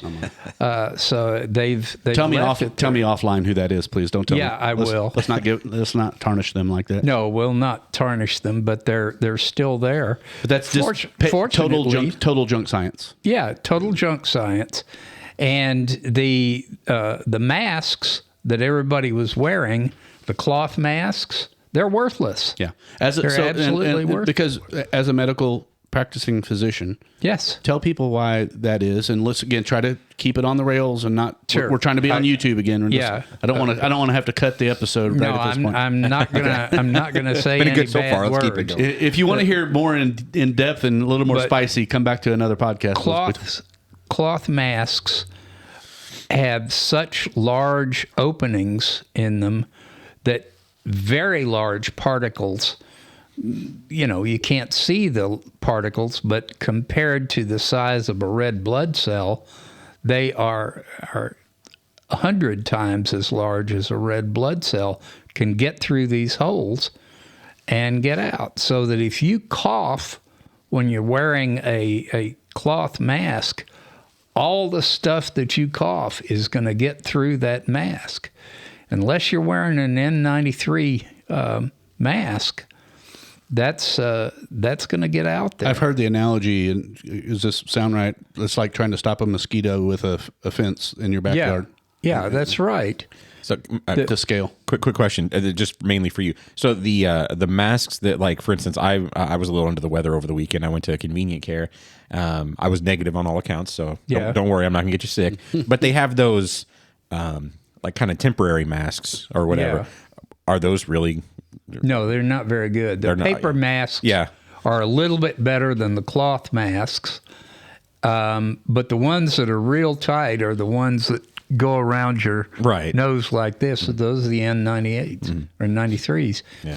And I tell you what, right before COVID started, I bought a dozen of those because somebody said that that's what you really wanted. The 93s? That's mostly what we wore. And my staff asked me when you talking about it made me sneeze. Yeah. when should we put those on? And I said, when I tell you to. And there was a point where I said, okay, everybody wears the big masks. And, I had an employee at that time that wore 2 masks at a time. And that's like having 2 picket fences and trying to stop mosquitoes. So there were all kinds of things that were done incorrectly. And, I saw some of them and I said, no, that's just not right. And I saw some of them that I said, well, yeah, maybe we ought to do that. Stay out of the sunlight. No, not stay out of the sunlight. No, I know we were told that. Stay inside, stay, Yeah. Yeah, you don't so I told you the story. We snuck to Florida when you weren't supposed to be leaving. I knew we were in trouble because I was outside on the beach listening to a podcast, and they were trying to tell you shouldn't be out in the sunlight, even on a beach in the fresh air.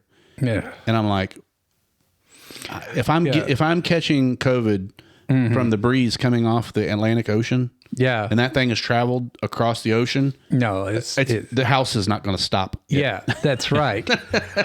Well, very early in COVID, I was walking down the street, and a woman screamed at me, "Why aren't you wearing a mask?" And I said, for one lady, I'm 20 feet away from you. And for the second, I'm downwind from you. So nothing that comes out of my mouth is going to go in your direction because I'm downwind from you. It always made me giggle watching people who were alone in their car have their mask on. Oh, yeah. Yeah. Well, some of them still do that. I get a mask can have its purpose. Like, I'm not trying to say that it doesn't. Like an actual N93, like the masks well, that are there's needed. a chance if you're sick and you wore it, maybe one droplet of something wouldn't land somewhere else, and maybe sure. So I mean, right? I mean, my boxers might catch some of the. No, I'm just stopping anything in the air. I don't think. Doc, correct me if I'm wrong. I mean, it's not going to stop it. But it's just a little fluid. It might protect other people. Wear rubber gloves. Yeah, or, sure. I don't know. I mean, you can do all kinds of weird stuff if you want. Yeah, absolutely. Washing your hands, not touching your face. All that kind of stuff. Washing your hands, not touching your face. That's good. I mean, hand washing. Semmelweis invented that. It was Dr. Semmelweis in Hungary. Didn't know that. And he had 2 groups of mothers who had given birth, and one group was taken care of by physicians who never washed their hands between patients. Wow. And all not all, but many of the ones in that group got what was called bed fever because they got it got passed from patient to patient. Yeah. The other one was run by midwives because it was a poor place, but the midwives all washed their hands between patients, and they had 0, bed fever. Yeah, I mean, there were definitely things. That's Semmelweis published this in the 1890s, I think, or maybe even earlier than that. But there's a hospital in Budapest that is dedicated to him, and I've got that on my Facebook. It's a picture of Semmelweis's hospital there. So there were some things that were kind of harped on that were helpful, but there were things that were not. And I think that's what we kind of are sort of talking about here. Well, you don't have to wear gloves all the time. And I very seldom wore gloves when I examine patients, even patients with COVID, because I wash my hands before and after every patient. That's all. My God, I would go through a whole box of paper towels in a day. Yeah. Just because I wash my hands before and after every patient. So I'm going to first of all I'm going to say, for those interested in medical topics and issues, me and Dr. Roy really get into some good conversations with Travis, and please get engaged. We're going to have some kind of a local arm of this DOGE effort that will be in the medical realm as well. I think Dr. Roy has agreed, either willingly or I twisted his arm, to be in this DOGE effort. I've been voluntold. Yeah. So one of the goals for me, just to circle back around and scratch his back a little bit, would be to taking someone like Dr. Roy and other doctors. I've got some retired dentists and other doctors who are interested in participating, but taking a look at all the things that have gone on over the last few years, and being brave enough and critical enough and resisting the temptation to just go along with what we thought might be true in the past, really taking a look at new information and breaking it down and testing your own biases and being open and say, I was wrong about that. I changed that. And Dr. Roy, you've done that multiple times about I changed multiple times and during COVID. Because I started out, doing everything that the CDC told me to do. And then I kept getting, vibes that, hey, this isn't really the right way to do things. Isn't the right way to go about things. And so I've changed a lot, and since I've been messing with you guys, I've changed a lot of the ways that I do things, not only for my patients, but for myself as well. Mm-hmm. You guys brought me into getting into methylene blue previously. Wow, is that an okay word? Oh no, we're not going to get too deep into it. Okay. There's lots of in our former podcast, and that word is not a no word. Oh, okay, all right. Yeah, just making sure. And especially if we just mention it, we're not really going to advise anybody to do anything with that. But yeah, I mean, so if you're interested in, hearing a local doctor's perspective of where we are in healthcare and where we are in health, and Dr. Roy's been following the MAHA movement really closely. I think he's probably going to agree with a lot of things that are said and done. He probably will disagree with a lot of things that are said and done. Well, I don't know. I mean, they're talking pretty heavily about things that you and I have been talking about. Yeah, I don't want to say the word. No, that I don't want to say that word either. But there are definitely some things that are spicy and being talked about very contentiously and online, and there's a lot of resistance against him for monetary, and I think there are a lot of people on the NPRs and these other organizations who may truly be concerned that he's going to say something or do something that has a negative effect on health. I don't think everyone saying that out there is a shill. No. I don't think that they're all lying. I think, however, if they're going to bring that conversation to a real space, doing it on an NPR, to me, and all due respect to anyone that listens to them, doesn't have a balanced approach to anything. Like you going on an NPR and saying, what about this, what about this, what about this, based on what you just said, just won't happen. No. That's where forums like this is. We could, if someone would be brave enough doctor to come in here that disagrees with three things that you now agree that you don't agree with them on, that would be something that would benefit humanity.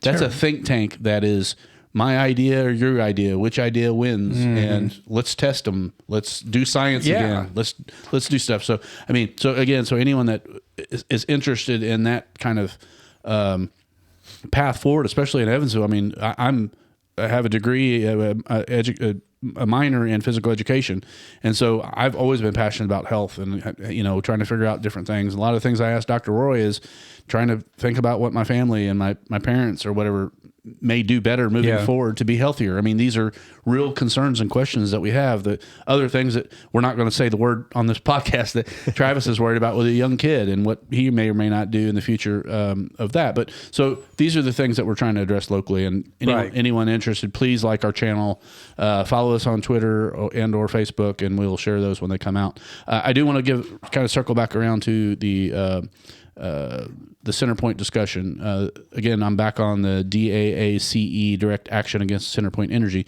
And one of the gentlemen who was tagged in the post that I shared, apparently I forgot the gal, Erin might be her name, that said he's a wealth of information. I'm just going to read his comment. Chris is his name. Christopher. The fact, and I'm going to share this, and I told him I was going to shout him out on the podcast. So here it is. I'm going to say his comment out loud. I've got it up there. So again, there's people that may agree or disagree with what he said, and there's other people that are chiming in. And what we need is to hear things like this, see things like this, get people together and say, okay, what do we take? What do we all agree with, and what do we do with it? How can we collectively actually take this energy and people's frustrations and fears and all that and do something with it? Here's his comment. The fact that the IURC is often forced to automatically approve cost increases due to laws put in place by the trifecta state government, these are the most often described as bill traffickers or riders. Transmission and Distribution System Improvement Charge, TDSIC, is the worst of them. It strips away oversight and spending, and therefore dubbed a blank check law. Before TDSIC was passed, prior approval had to be given on expenditures, and they could be scrutinized by consumer protection advocates. Now it's a rubber stamped after the fact. Let's come back to that one after I finish his comment. We also have construction work in progress, CWIP. This allows the utility to immediately start charging us for large project, like a new combustion turbine at AB Brown, even before construction begins. We are supposed to pay for the delivered services, not take on the risk of funding the construction. Shareholders should assume risk. We pay rates. The system has flipped. There are two examples. These are just two examples of many of the cost increases put into place in the legislature. So I think, I don't know anything that he said. I can't confirm any or deny it. It sounds like he's put a lot of effort into it. Yeah. He's diagnosed something here, and he's seeing a pattern or something, or he's an insider with great knowledge. I don't know. I'm not the expert to say that. If someone disagrees with him, here's where these types of forums work, but it doesn't really take it to the next step, which is kind of what I hope this DOGE effort can do. So coming back to that comment, now it's a rubber stamp after the fact. To me, this is where if what he just said, an outline here, is true, why couldn't you executive order, or why couldn't you remove that stamp in whatever capacity through, I don't care what it is. If we know this is causing a problem and we're just getting hit over the head with this thing over and over again, I don't care what passed from some politician in the past. If it's a crap law and it's costing you and me health, wealth, and future opportunities, that's a real problem. Absolutely. So something like this is a potentially brilliant comment. I don't know, again, if it's true or false. I know there's a lot of people that will read that and will have impact in response. This Chris guy sounds like he needs to be on a panel of some sort. He needs to be in some kind of a DOGE effort, if nothing but to be proven wrong. And Chris, I'm not saying you're going to be proven wrong. What I'm saying is, we all have to be open to potentially being wrong. We have to be open to when new evidence hits us in the face, and you can't first principle your way out of it. It's just a fact. And so if he says what is a fact here, then he needs to be talking to other people, and we need to be like narrowing down what we can actually do to take action. This group is called Direct Action Against CenterPoint Energy. I don't know that they've done a single thing to do direct action. No offense to anybody that's doing this page, but we've just had a rubber stamp happen. Our rates are increased without really anything being done, and you and I can't really do anything about it. Our mayor and our city, local, regional people can't do anything about it. So what has it actually done? This is I don't want to say a bad euphemism or whatever, but it's not getting any rubber stamp. It's a rubber stamp, but even this page, it's just people rightfully griping and saying, here's what we need to do, but there's no real action. Maybe there is real action, and of all the posts I've read through, I'm just not in on what's happening behind the scenes. But again, they clearly didn't change any of the stuff that just got rubber stamped. I don't know. Anybody have a comment on that? I've just ranted. But thanks, Chris, for that. And I'm sure there's going to be a lot of people commenting on this after we cut the podcast tonight. I think we might be losing Dr. Roy pretty soon. We started a little early. What are we, about 2 hours in? We are 1:54. Approaching. It's almost 2. Approaching 2 hours. Approaching.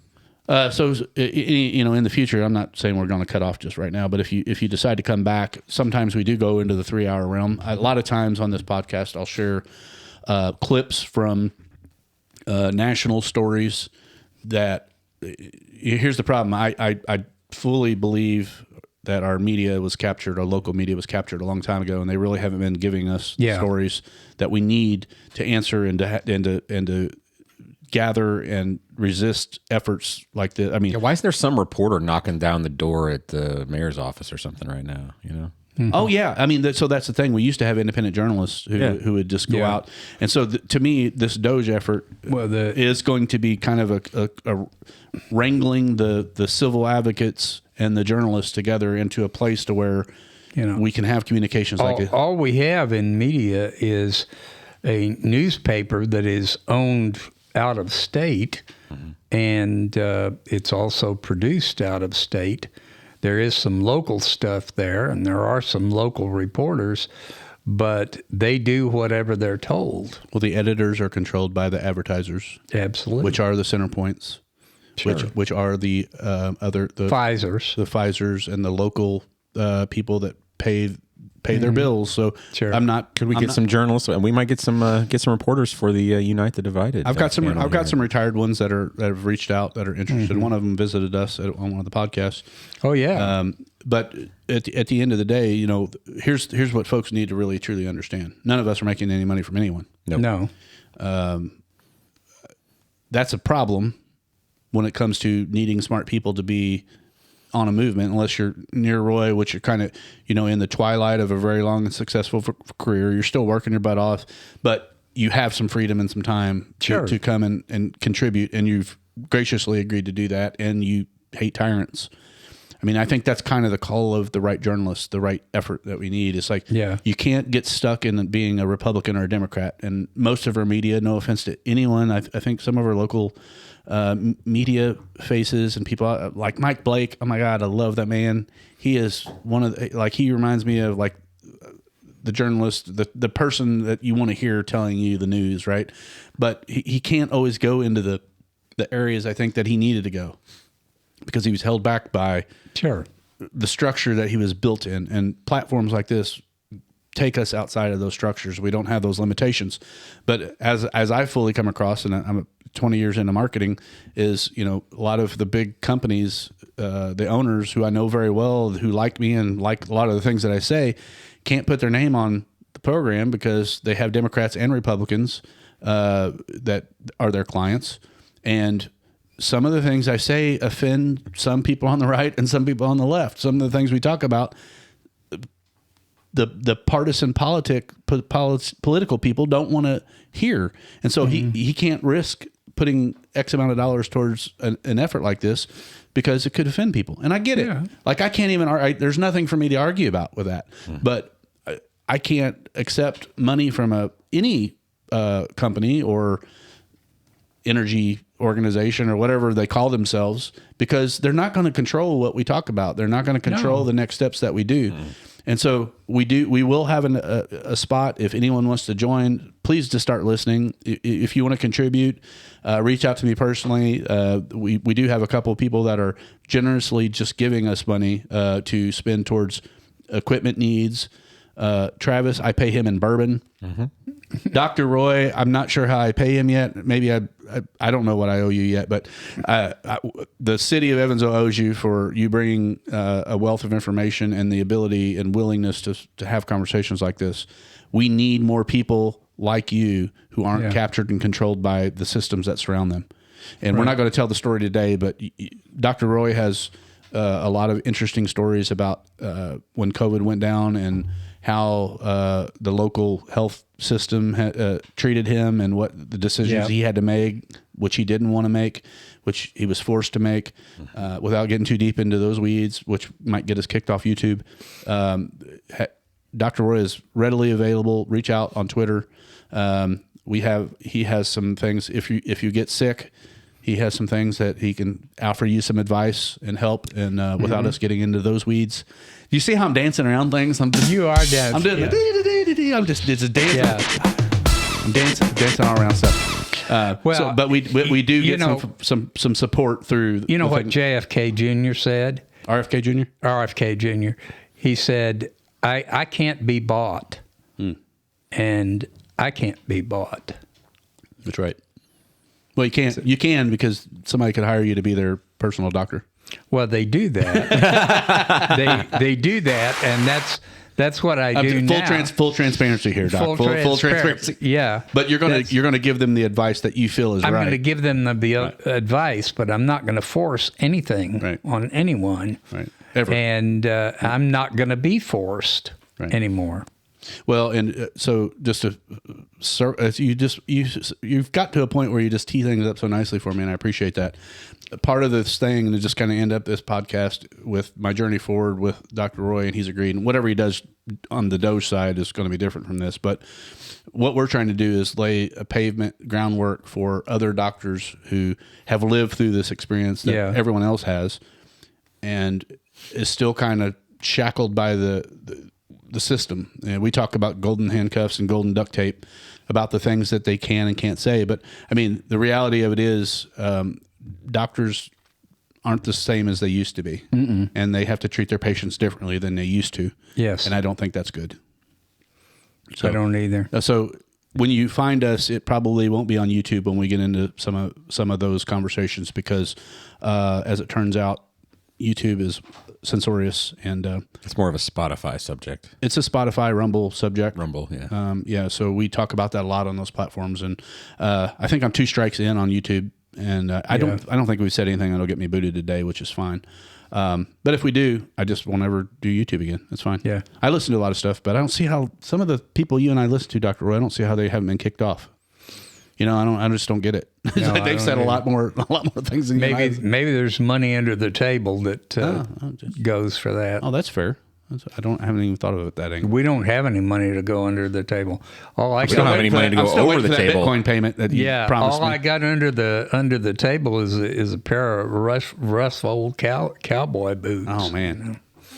We don't have any cameras down there. So no, I purposefully didn't put the cameras under the table. I don't know why we'd have cameras under the table. We didn't do that. All right, so I don't know. I think we've kind of reached maybe a wrapping point. I could say some more comments. We're gonna maybe create a separate channel for this local effort that's outside of the United Divided moniker that we've kind of created, the brand that we've created for some of the national issues. But what I will promise you is, a lot of the national issues, as it turns out, end up touching home, because I have paid attention to energy tyranny. Yes. And the real problem concerns that we have. But I was thinking of it more of a federal level thing, and different policies and the climate change stuff that we're talking about. And not that climate change isn't happening, because we all know the climate is changing, and we all have agreements or disagreements on why and what we might do. And those are all open, transparent debates that need to happen. And those are the things that haven't been going on, even in that realm, that we just need to have open civil debates about, and be prepared to be offended about it. Anyway, Travis, you got any more to add? You got anything? I think I put my 2 to 4 cents in. I think I put some cents. Do you need a penny back? I got a quarter in my pocket. I didn't put that many cents in. You're going to give him a tip. That's a pretty significant too tip. much. No, I think it's been a great show, guys. Okay. I think CenterPoint is a problem. Yeah. Well, that's clear. And what I promise is, this is only a start. The local DOGE effort is it's maybe not even going to be called a local DOGE. The Department of Government Efficiency is great. I think it needs a T on there for transparency.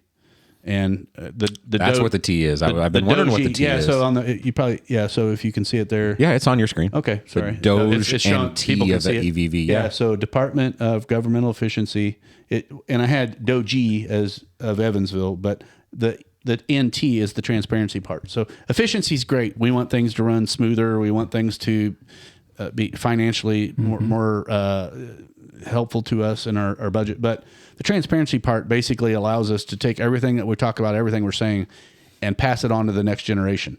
Like, unless you have the full playbook of everything that's been done and said, what we owe, what we don't owe, what was good, what was not good, you're basically starting from scratch every new mayor that steps in, or every new city council person that steps in. Right. So this is about leaving a blueprint and a backlog of everything that's happened, at least from here forward. We probably won't be able to uncover all the junk that has happened that we can't do anything about. But Sure. we can at least try to be transparent moving forward. So please find us, me, Dr. Roy at Air Rescue Doc on Twitter.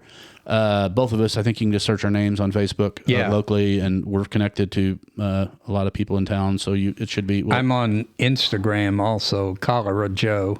Cholera Joe. Cholera Joe. Go ahead and spell that out for people that don't understand what cholera is. CHOLERA. Do we need to Joe?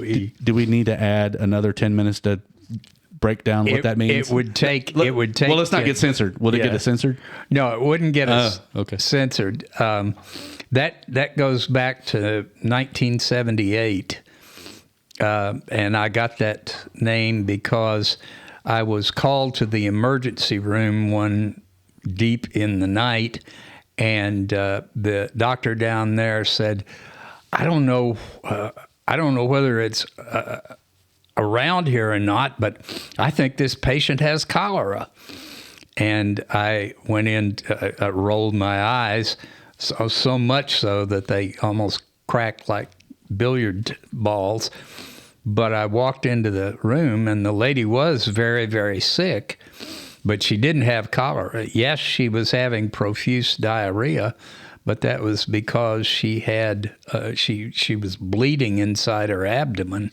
That'll do and it took me about 4 minutes to figure out what was going on with her, and get a gynecologist on the phone to come down and take her to surgery. And Cholera Joe just stuck. Yeah, they said, "Well, man, you Cholera Joe," and I said, "Well, there you go." And so it kind of stuck. Then the people that are watching this for the first time, the Air Rescue Doc is, and he didn't give that in his intro bio because we probably cut him short a little bit because he could go on for a 10-minute presentation with all the stuff he's done. But that goes back to your days as a days in the Air Force. And you were a flight surgeon. I was a flight surgeon in the Air Force, and I flew with Air Rescue helicopters.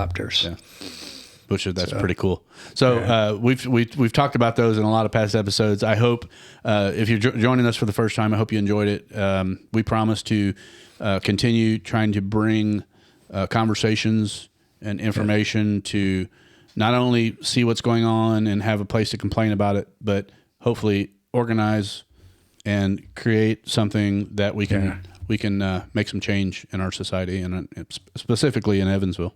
Or southwestern Indiana, or I think DOGE of Evansville is going to be really southwestern Indiana. Sure. When it dialed. You got it. Yeah. We got to get Posey County and all the other counties. This isn't exclusionary to Evansville, so let's say that this is southern. It's just DOGE. Everybody needs it, to be honest. DOGE SWI or DOGE whatever this. Southwest what do we call Indiana. Well, the toe of the that boots. offends the Kentuckians. The toe of the I mean, if you're tri-state area, how's that? DOGE. Doge of tri-state. Doget would work. Doge of We're tri-state. not going to Illinois. Dogettes. Yeah, we are. I love people in Illinois. I don't like my wife's from Illinois. I don't like any of their politicians, though. My wife's from Illinois. It's not her fault that Illinois is garbage. Anyway, that's very true. Yeah. Both parts. It's not her fault, and it's garbage. We're falling off the truck. I love you guys. Thanks for joining the conversation. All right. Thanks everybody. Come back. Have a good night, everybody. See ya.